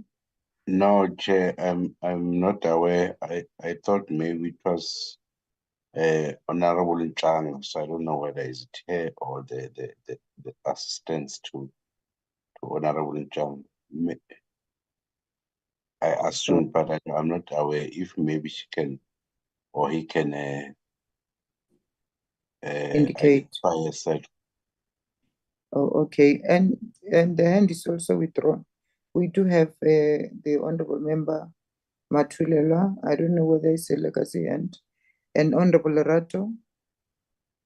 Honorable Matulela, is it the legacy hand, this one? Thank Or you, do you Chair. want- I wanted to propose that if that person we don't know her must be removed, him or her must be removed in the platform. Thank you. Yeah, I think that is a good idea. Melerato, ke nako ya gago ma. Thank you very much. We've been out for so long. Good morning still to all the members. I'm glad that in fact I appreciate the remarks made by Honorable Singh just now. And I'm also of the view that you know, this idea that we speak about SMEs as if they are in some universe we all don't exist in. The profile of those SMEs honestly does include the spaza shop economy, which we have seen has literally been under attack in the last couple of weeks. And I don't believe that that can be left unchecked or even left undiscussed by this committee. I want to know from the department, what is actually the plan, really? Because as you have seen, the outrage in communities around a lack of opportunity in these communities for local folks to be able to begin to be capacitated enough to be able to at least be operational in the space. I think we're always very mute in this regard, and we speak about SMEs as if, you know, they're not actual real people on the ground grappling with these issues. I would like to get a sense from the department what the plan is in this regard, please. Thank you. Okay, Honorable Lerato, it will be from our content advisor because that's the one who was doing the presentation. Thank you very much. I see the Honorable Zungula Vuyo. How are you, sir? Morning, Chair. Thank you so much for your indulgence. I am fine. Chair, I think I need to check with the content advisor when it comes to the issue of the business inspectors. The minister in the previous administration committed that there will be business inspectors that will ensure compliance of companies in the small business sector with the applicable legislation. Now, I think in light of what is happening now in our country, where there is food poisoning across the board, it would be wise that maybe we need to take it up with the minister or the department on that particular issue. Because I think when even the presentation was made, there was a likening of what is happening in the Department of Employment and Labor, whereby they've got labor inspectors that go through the different companies to ensure the compliance with their respective labor laws. But when it comes to the SMME sector, it is completely unregulated completely, even though there's law, but there's no proper mechanism to ensure compliance with the law. So I wanted to check with the content advisor on that particular issue, because you go to areas or places such as your Dragon City in Gauteng, whereby there's tons and tons of businesses that are operating there. They operate in cash, they don't pay taxes, and we are losing the revenue that we could be collecting as a country that could be used to fund also the SMMEs that he was saying that one of the cries, or the most of the cries of the SMMEs is funding opportunities.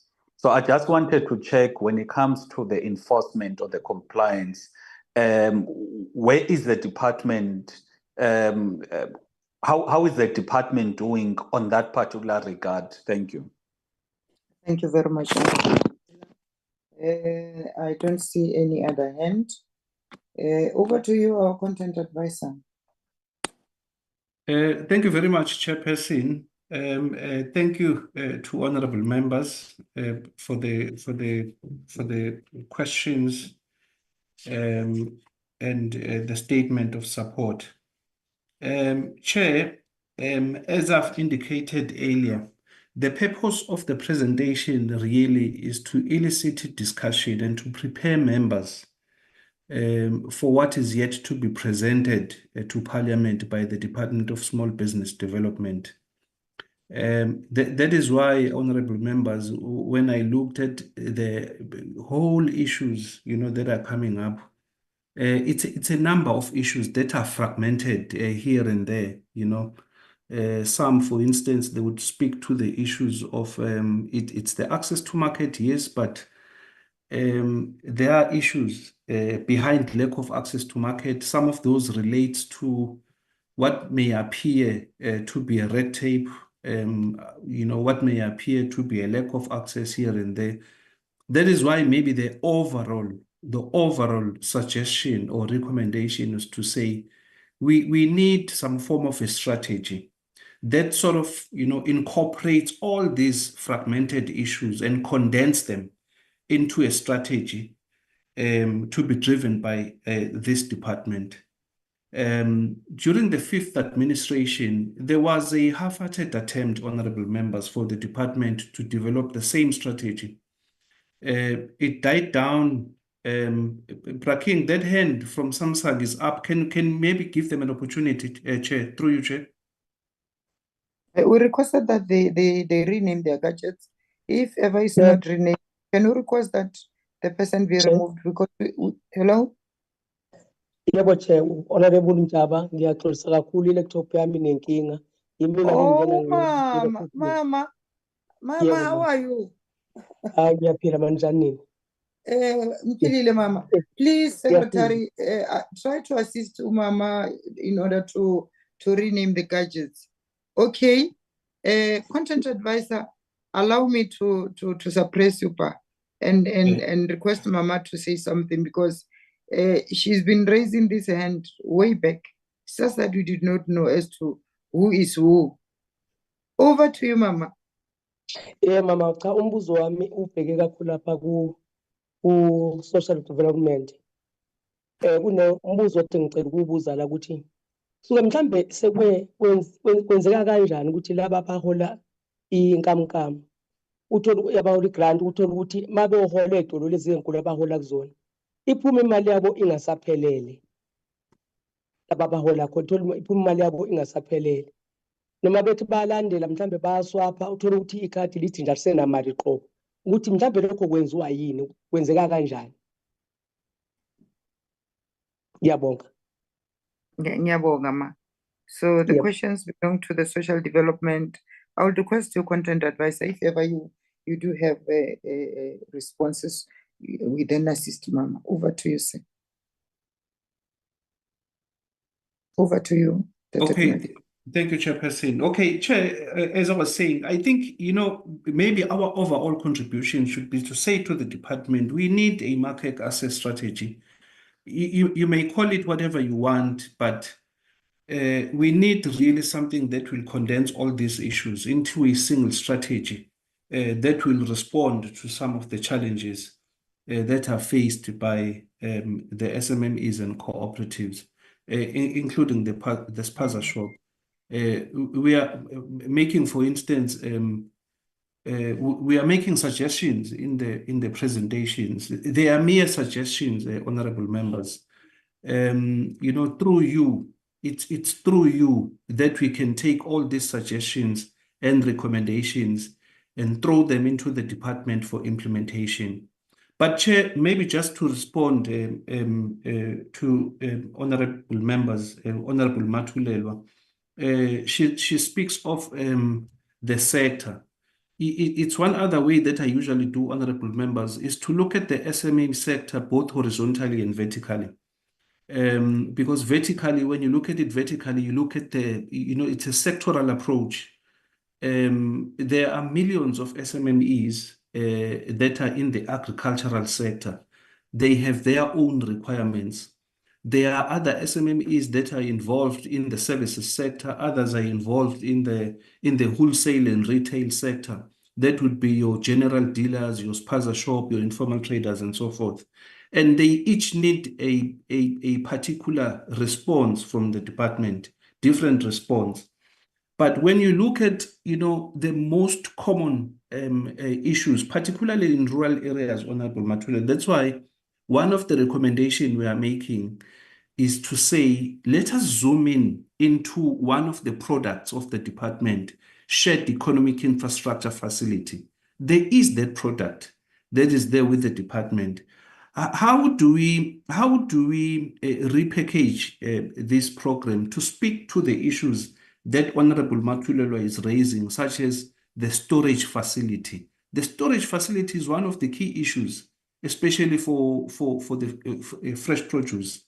The processing facility, with the processing facility, for instance, I use an example of abattoirs, that maybe some district municipality, you find that they need abattoirs, ISIF should respond to all those issues.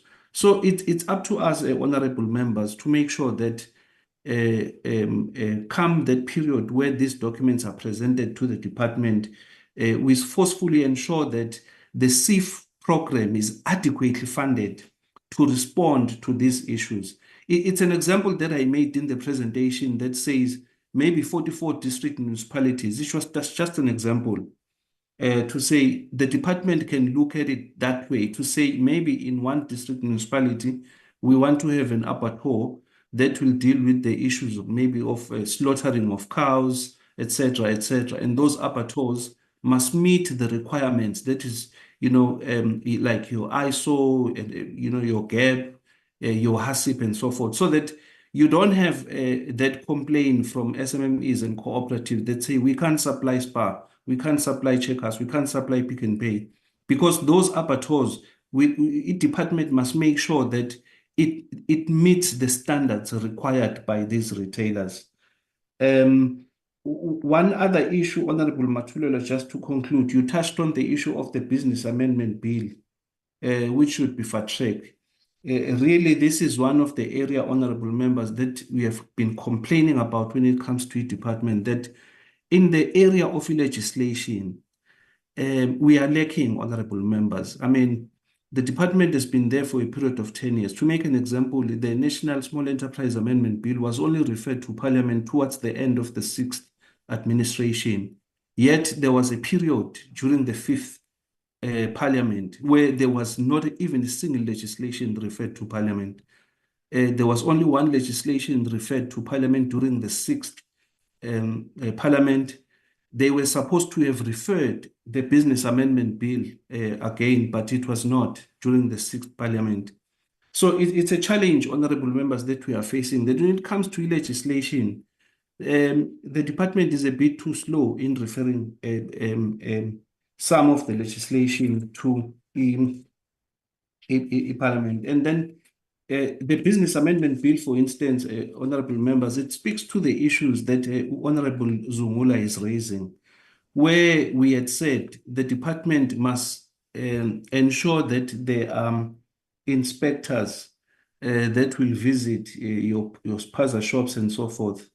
I don't have an answer on this one, Honorable Zungula, except to say we may need to follow up with the minister on this one, or just to remind the minister, because when we made this recommendation, it was not Minister Stella Ndaweni, but it was someone else. Then we may need to follow up on this one as well, on the issue of enforcement as well. Chairperson, I don't know, we may write to Minister to request clarity with regards to this particular one, because as Honorable Zungula is correctly saying, employment and labor, they do have inspectors, but in our case, we do not. So it's one area that we need to look into. Then on the second one, Honorable Molotsane, you are absolutely correct. We plan to, if a committee agrees, we can also invite the CEOs of these retailers. It may not necessarily be Spar or Shoprite. We may maybe look at others like your Boxer, like your Pick n Pay, to invite them. Really, when we do this, we want them to tell us what sort of support this department should provide to SMMEs and cooperatives. We may know, but it's always good to engage them, on a personal basis, So we can invite them, Honorable Molotsane, during the third term, to come and discuss some of these things with the portfolio committee, the same way we did during the sixth administration. Honorable Malemaja, okay, it was a comment on your side. I note this. These are some of the things we should include when we engage a department on the way forward, particularly in terms of motivating for the department to come up with that market access strategy. Also, the reason why the country does not have some of these binding instruments like your wholesale and retail charter, the same way maybe Namibia has the same charter. It's really the issues for the committee, again, honorable members, to say or to push the department to work with maybe RWCTA and the Department of Trade and Industry to come up with this particular charter, to ensure that we try and transform the wholesale and retail sector. Because like I indicated in my presentation, honorable members, it's one of the sectors that is lagging behind when it comes to transformation. It is lagging behind when it comes to transformation. Honorable Mafagane, it was also a comment on your side, or maybe an express of a frustration that perhaps we are not giving enough support to our SMMEs and cooperatives. We should do more. I totally agree with you. It's one of the messages that we should drive strongly to a department. Foreigners don't abide by the bylaws, and they are. This is particularly true, honorable members, from the experience. Most of these guys, they sleep where they trade, they bath where they trade. There is no observance of the laws when it comes to how they operate, which could be one of the reasons why it's easy for them to make these huge profits that enables them to drive out the local spaza shops, for instance. I'm just talking in general, honorable members. There is no research that has been done to indicate that, yes, what I'm saying is actually the case. Honorable Singh, the use of CIDB, HACCP, ISO, and so forth, it's just an example. It is a requirement. We need this organization or these regulatory agencies. But there are instances, Honorable Singh, where some government departments or municipalities or state-owned entities are using these as a strategy to eliminate competition. Where that is happening, each department should be alive to that, and we should be able to prevent it.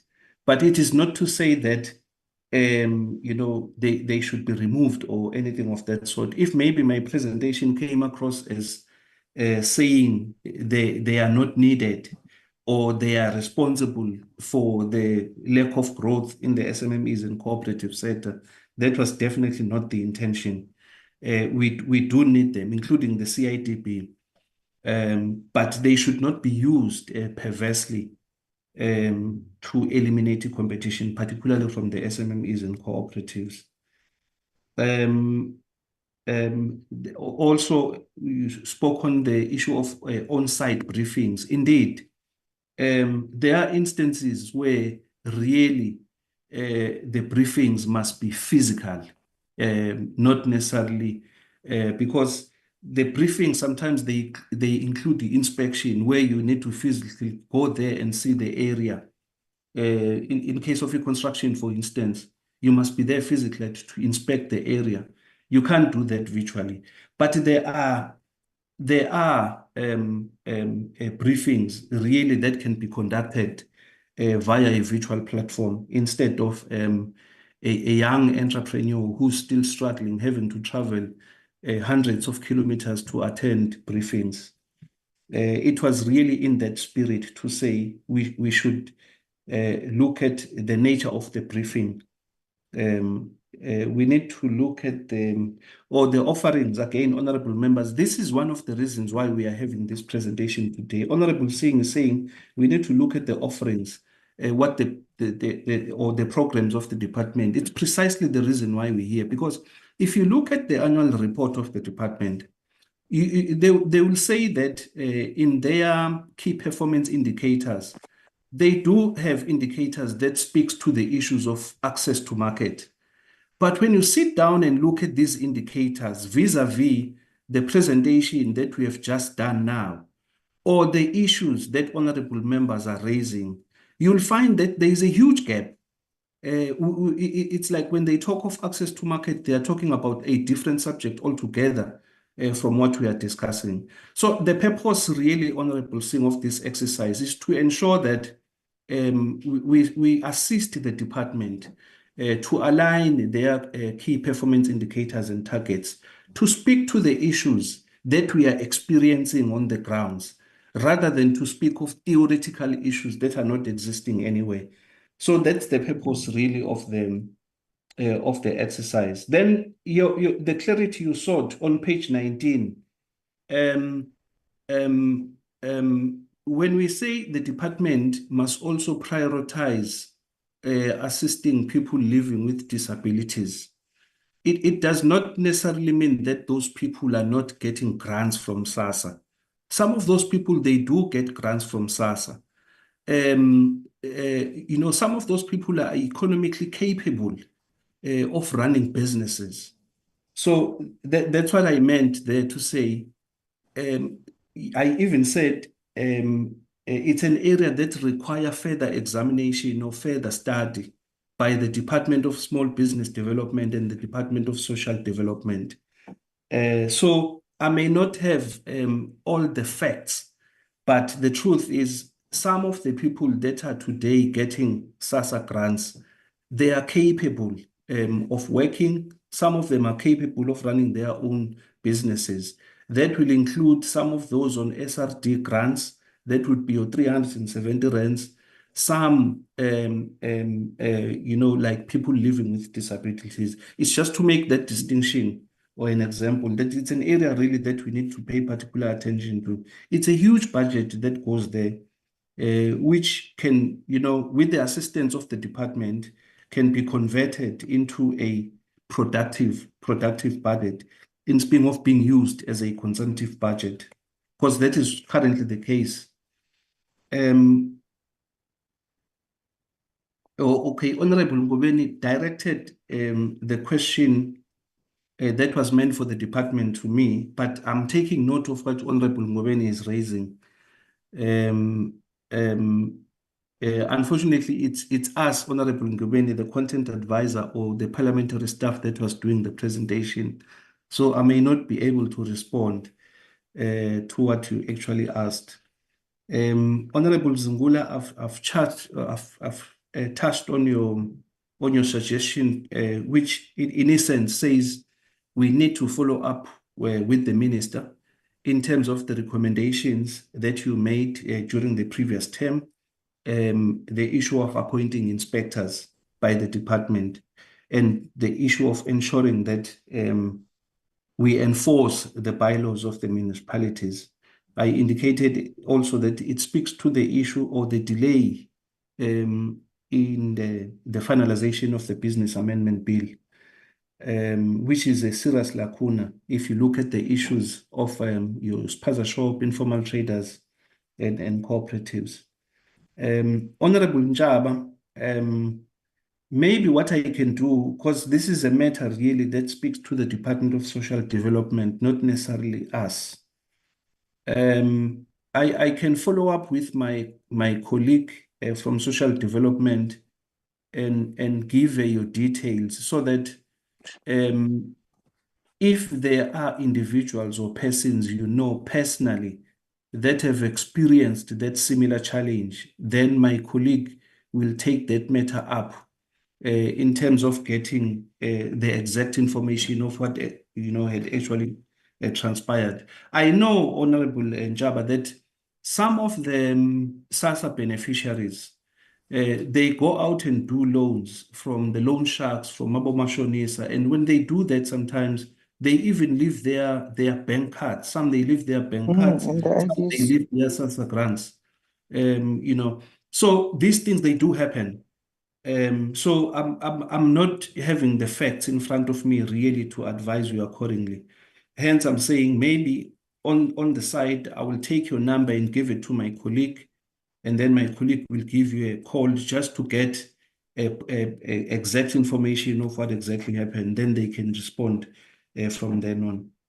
Chair, if maybe some of the questions are not adequately answered or clarified, let me apologize profusely, but some of the issues really that we need to follow up as the support staff will definitely do that, including coming up with that recommendation in our minutes of the meeting to say we need a market access strategy, then follow up with the minister in terms of the enforcement of the bylaws. Let me pause there for now, Chairperson. Thank you. Thank you very much, Content Advisor. Maybe to add on what you were saying with regard to Mam Chaba's question. Mam Chaba, as the Member of Parliament and who has the powers in her own constituency, she can take the person who is having a problem, visit this Machonisa person, because now what I do in my constituency, if I find this, I come across this type of a problem, I just take the member and go straight to Machonisa. If Machonisa is not registered, I request the Machonisa to give the person the ID and the bank card that belongs to the person, because really these people are not treating our people well. So, but we also welcome your suggestion that you will visit your counterpart in social development so that Mam Chaba can get the necessary help. Thank you very much on that one. Honorable Ngubeni, I'll advise you to forward your question in writing to the department. Maybe you can get a response as soon as possible. If they don't respond to you quickly, when we have a meeting with them, you ask them. Even if it was not on the presentation, I'll request you to, I'll allow you, not request, I'll allow you to put in your question. And on the issue of inviting the two ministers, you did not tell us as to from these ministers will be coming from which department. And I would really support this idea, and also to thank Honorable Zungula, and also to say to him, he must try and consider coming and attend our committee next time, because we miss him in the committee. On that note, when it comes to the SPAZA people, when a content advisor, it is so bad. Besides that, they bath and sleep where they are trading. You know, these people, they also allow our people to eat whatever they are selling on credit. They take whatever they want for the month and then go and eat. Next month, they come and pay when they get their SASSA grant, take everything. Do you see that these people now, they are not, they don't give them the opportunity to be free. They are stuck in their spaza shop for the whole of their lives. And the food there are not even healthy. But on that note, if ever honorable members are covered, they don't want to have a follow. I see the hand of Honorable Chris Malimacha. I wanted to say, if ever members have something to say, they must make a follow-up, because now we are going to close on this item and move on. Honorable Chris, over to you. No, thanks, Chair. It's just we must time and again remember that we are talking of a small business development, and that is not a specific thing, it is a general thing. Now, we are watched by the television, we are listened by everybody. Here comes a person who wants to enter the financial assistant in a form of Vumashonisa, but want to be registered. We must know that that person belongs to us. And if there are red tapes that makes them not to be regulated, not to be registered, it is our responsibility to ensure that that be in the right way. Now, tomorrow after they are registered, they come to you and say, our clients are giving us a problem, and you come to us and you treat us this way. It becomes a problem. I'm raising this chat so that let's consider having a debate on the question of Shonesa and ensure that we assist them to become another banks, as they are now suppressed not to become because of the red tapes. Not to say all of them, they don't want to become a formal business. All of them, there might be a lot of things that some members were even hinting, touching indirect to say, red tape sometimes surprise other people, in particular the blacks, not to be in other sect. So if we treat them as if they're not SMEs, in future we'll catch up with them. Then it's not far from the issue of SPAZA shop, because it started somewhere, just developed. I want the chair not to allow this issue to slip away, but to forever know that the very same Machonesa are illegal traders, and we want them to be legal. Thank you, Chair. Thank you very much, Chair. And if they are legal, you know, they will be binded by the rules. They won't do as they wish. Nowadays, you go there, you request for 100 Rand. When you bring it back next month, they would want you to bring 190. You see, they are also killing these people because they are not registered. If they are registered, they won't do as they wish. Thank you very much, and I take your advice. I think that will assist. I think we are done with this item, and I want to thank the content advisor for availing himself to us, and also he's always, you know, he always go extra miles in order to look for the content that will end up assisting us. Thank you very much, sir, and please keep up the good work. So we're done with this one. We are now on the... Thank you, Chair. There is a hand from Honorable Matulelo, Chair. And after her, Chair, just one remark, Chairperson. Okay. I checked before I go this way. I did not see the hand. All right. Honorable Matulelo, over to you, ma. Thank you, Chair. Sure. I don't think maybe question Gama Munchaba, you captured it correctly. Yeah, because you know I'm stuck in this language. I must learn this language. So because there is nothing Mamutaba has talked about Mamachonis. Mamutaba ubuzela in terms of isasakati. Abantu Manje le question yakhe yes eka social development, but now sizoba ngathi sine impression yokuthi uphendulekile. But the question was having nothing to do with abomashonisa. Is asking for awusasa card babantu abathi mabethi bayohola imali yabo bafike kuwo 00. So ilapho ke question yakhe.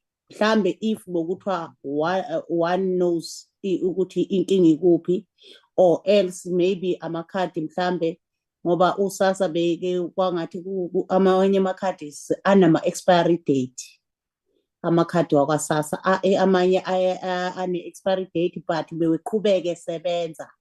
But mhlambe kumuntu ohlala ku social development noma onolwazi lika social development ebezoba neanswer ephelele, so that kukwazeke ukuthi uphenduleke umama kwi question yakhe, and also kukwazeke ukuthi kungeneleleke kuleyo nkinga. Oh, okay. But anyhow, we are not far from the understanding. The content advisor said he'll then go to his counterpart on social development so that they end up assisting Mamchaba. But that reminded us on the cards of our people who are in the hands of the Fafi people. I don't think we are far from each other. Tomorrow, when you arrive in this type of a situation, you'll be able to have a knowledge as to how you deal with it. But thank you very much, Mama Thulela, for trying to talk about it at length. So we are moving to another item, which is tabling of project. Yes. Okay, Chair, just one quick point, Chair. Honorable members, this was what we have done now was the access to market presentation. There is another one on access to finance that we'll do in due course. There is also another one on ease of doing business, stroke red tape. And then maybe if we do find time, we look at the issues of business premises and infrastructure. It's one of the issues really. So you'll find that some of these issues are overlapping. Like Honorable Mathulelo was talking about the storage. You may find that it also falls under the subtopic on business premises and infrastructure. And also, Chair, I want to encourage members that if you have any particular subject of interest that you want us to investigate, research, and so forth, we are at your disposal to do that. Members are invited, you can even contact me on the side or contact a researcher on the side. We will do that and come back and present to a committee. Thank you, Chairperson. Thank you very much. We really appreciate. So if ever I am allowed, we can then go to the next item that deals with the appointment of the Ombudsman Small Enterprise. Over to you.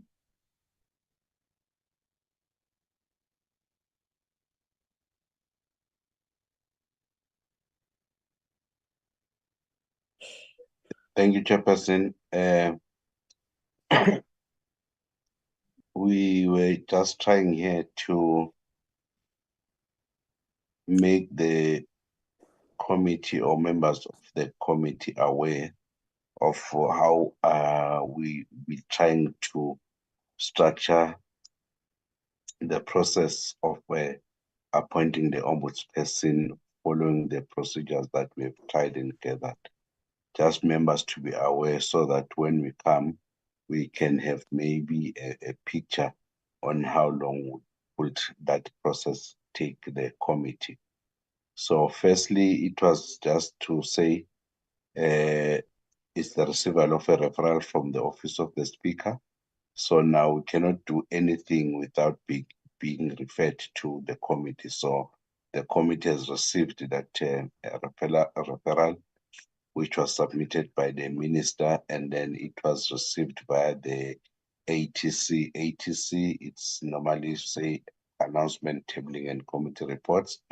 Then secondly, the committee is expected to develop a program for this appointment. So now within the program, what must be included? It is the briefing on the matter by the legal advisor or the calling advisor, which then that can take a day, or let me say a one meeting, to get that briefing so that members can be very much aware what is all about and what would be the requirements for a person to be an ombudsperson.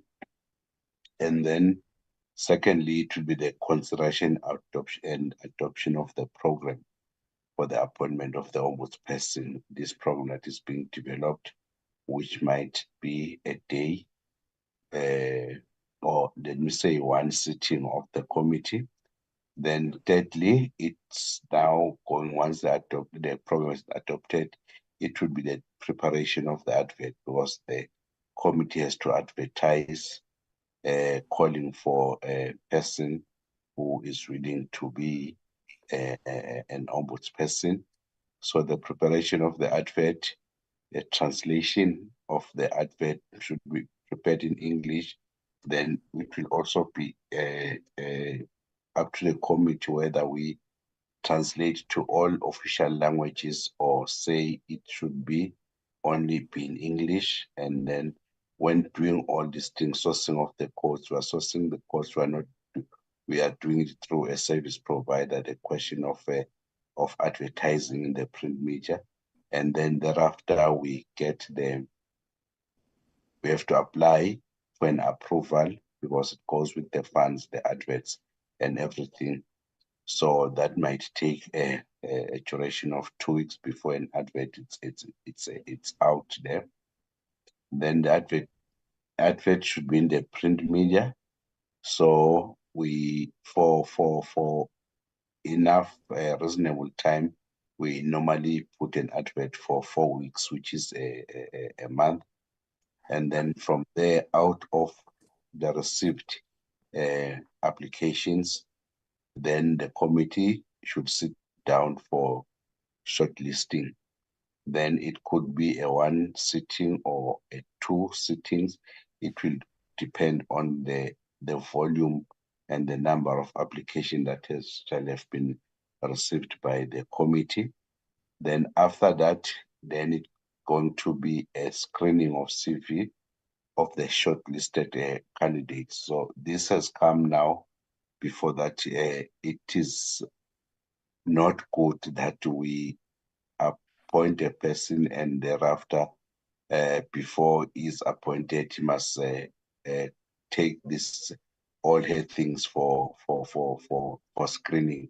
So to be safer, it was advised that once candidates have been shortlisted, then the committee should conduct the screening, so that it cannot be create a situation where the person will be appointed and now be served with a problem of saying the screening did not come positively.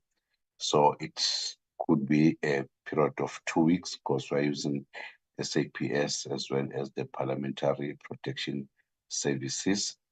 Once all the shortlisting and screening has been finalized, whenever we are going for interview, that those results will be within the committee, and then could conduct the interviews, which I just put there 1 or 2 days.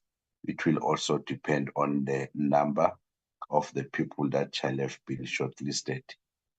Then once the shortlisting, the interviews have been conducted, then the committee will have to sit and deliberate on the candidates, the proposals of candidates that were interviewed, and then up until they agree on the order of the people that shall have been interviewed for consideration. Then lastly, it will be, because everything that we'll be doing, it shall be developing a report on it.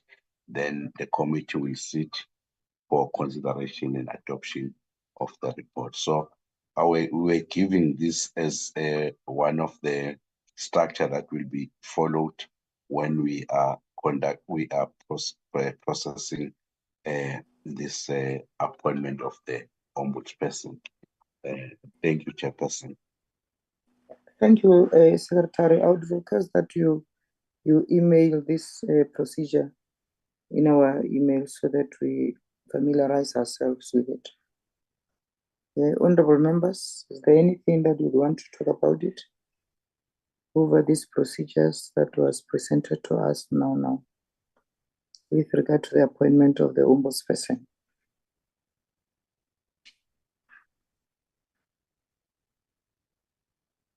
Okay, it looks like everything is clear, Secretary. Let's move on to the second item. Please flag the... There's a hand from Nkosi Ntuli, Chair. Oh, okay. Nkosi Ntuli and Honorable Babalwa. Nkosi, over to you, sir. Thank you, Chair. Only one question from the Secretary. At what time we are expected to start? Only that. Thank you very much. Thank you very much, Baba. The Honorable Member Babalwa Matulelo. Thank you very much, Chairperson. Mine was also, I was concerned also about the time frame in terms of the ombuds, because remember, we've raised this as a matter of emergency because there are many cases. We are also having a pending case that was that is under the telecommunication, and also many cases that were submitted, of which I thought we were going to be briefed as well. I would like to hear from the side of this portfolio committee on the cases, 2 cases that we got in the Northern Cape, on when are we going to be furnished with those letters, and when are we dealing with these cases, or when are we taken into confidence about those cases. So I'm raising this because we are in this item of the Ombuds Office, and the report, it doesn't give us a time frame between now and when where this thing is going to happen, because also to work out without any time frame is not going to assist us.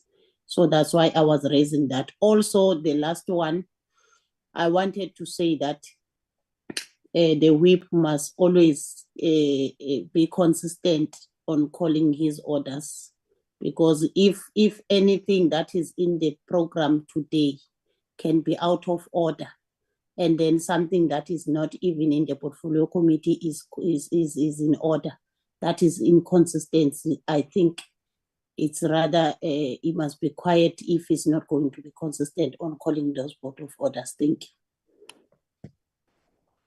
you. The Honorable Member Sapo, over to you, ma'am. Thanks, Chair. I'm really hoping that the network won't fail me. I think, Chair, we are just mixing issues, because my assumption was that you requested that the secretary must send us the program that he was reading earlier on. I assumed that because we adopted the program that says on the 13th of November, we are going to consider the adoption of the program on the appointment of the Ombud. Now, I think now we are stepping over that. I was going to suggest that let's wait up until that particular time. These timeframes that we are worried about and these timeframes that we work on, we will get an opportunity to discuss them and align whatever that we want to align at that particular time. So I was going to suggest that I don't think, Chair, there is anything wrong when the honorable member is asking something and the answer that was given, for me, it was correct to say the information would be sent to the relevant portfolio committee. I don't think there is anything wrong to that. But other than that, Chair, I just wanted to say let's wait up until that particular meeting. All the concerns that we have towards the appointment of these ombuds will be get an opportunity to discuss them. Thanks, Chair. Thank you very much, Honorable Sapo, and thanks for that item. At least you tried to open our eyes. The two honorable members who requested that we check on the time frame. If we go back to our draft program on Wednesday the 13th, 9:30 to 13 hour, what you are requesting will be happening. I think that one is clear. And also on the issue of whipping, all of us are whipping each other in this committee. It cannot be the Honorable Malemacha alone.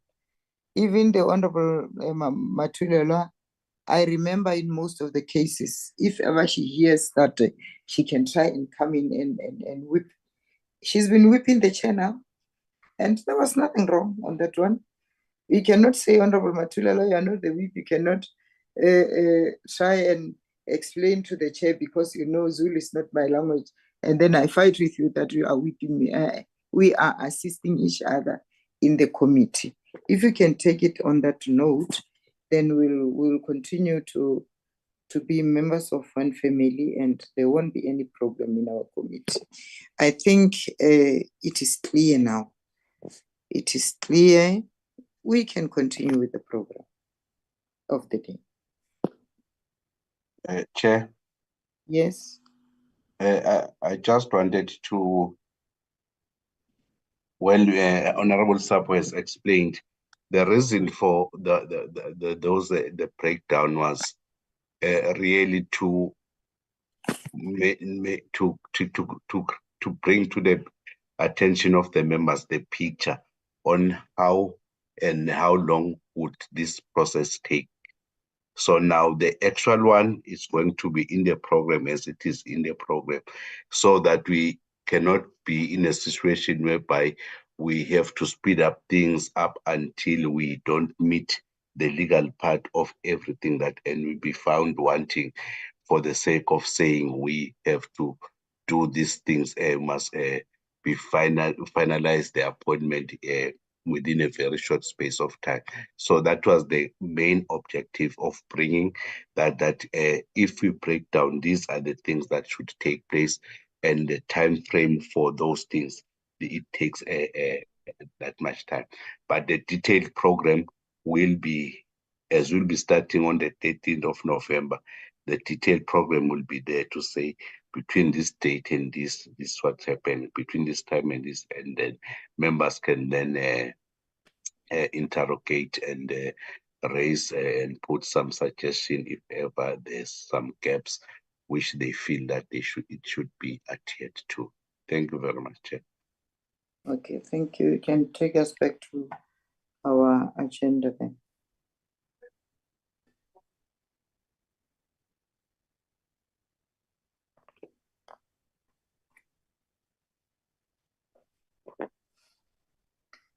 All right, Honorable Member, we are now on the item whereby we are going to consider and adopt the committee minutes of the meeting that we held on the 22nd October 2024. Thank you.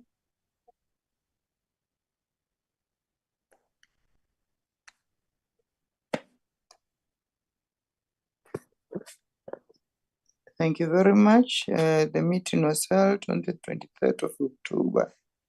There is the minutes. We are on page 1.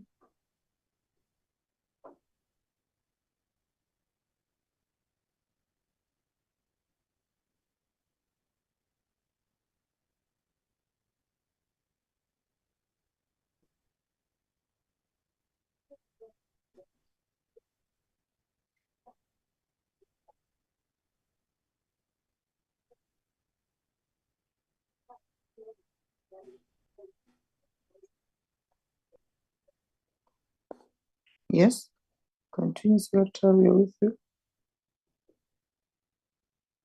Done with page 2.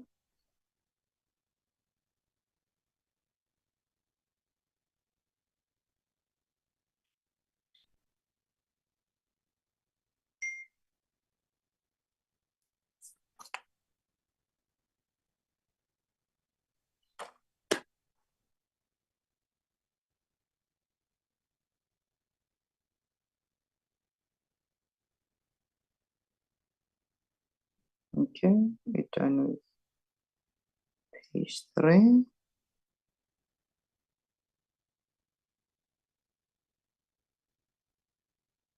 And now on page 4.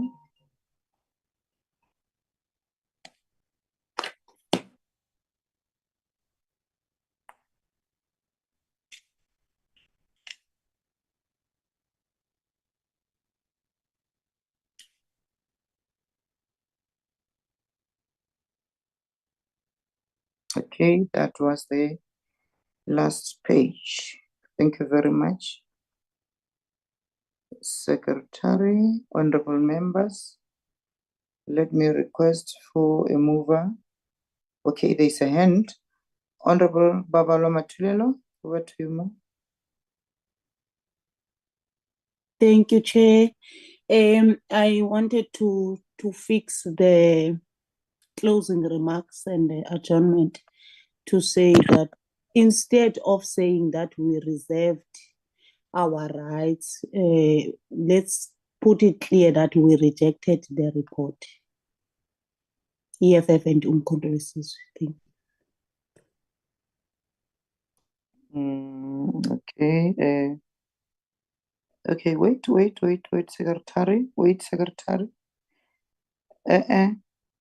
Secretary, go up a little bit. On the closing remarks. On the closing Yes. remarks, Secretary. Third line, somewhere there. I see economic freedom fighters and Umkhonto weSizwe party stance of reserving the rights of adopting the committee's 2024 budget review and recommendations report. Yeah, that one. I remember you did not reserve your rights. The two of you rejected your own report. Yes, Chair. Yes. Is it clear, Secretary? Ndate King?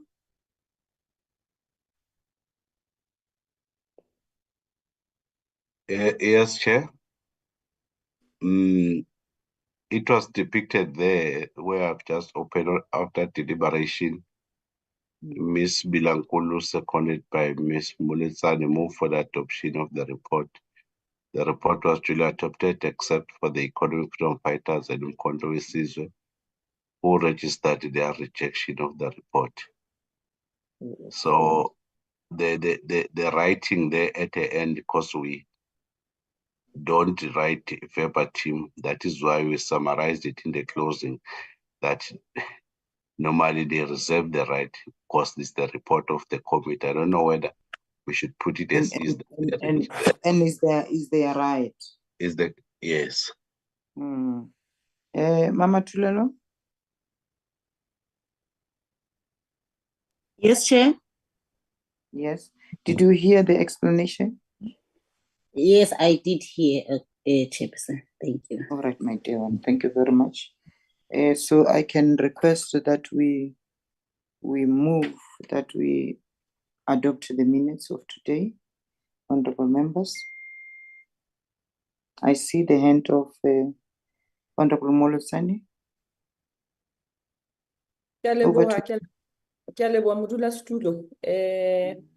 I move for the adoption of the minutes as a true reflection. Thank you very much. The minutes has been moved as a true reflection of what happened in our meeting. Any supporter? Honorable Sapo. Thanks, Chair. I second the move for the adoption of the minutes. Thank you very much.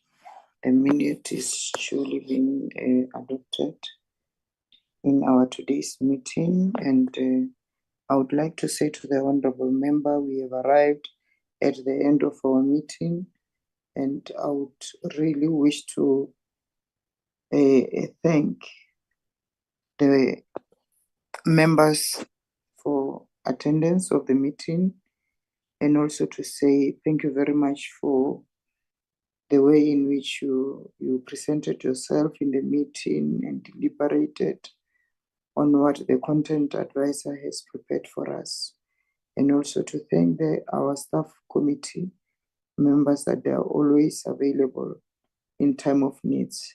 Thank you very much. God bless everybody who managed to attend the meeting, and also to say I wish you a good the last hours of the day that you enjoy, and take care of yourselves. Thank you very much.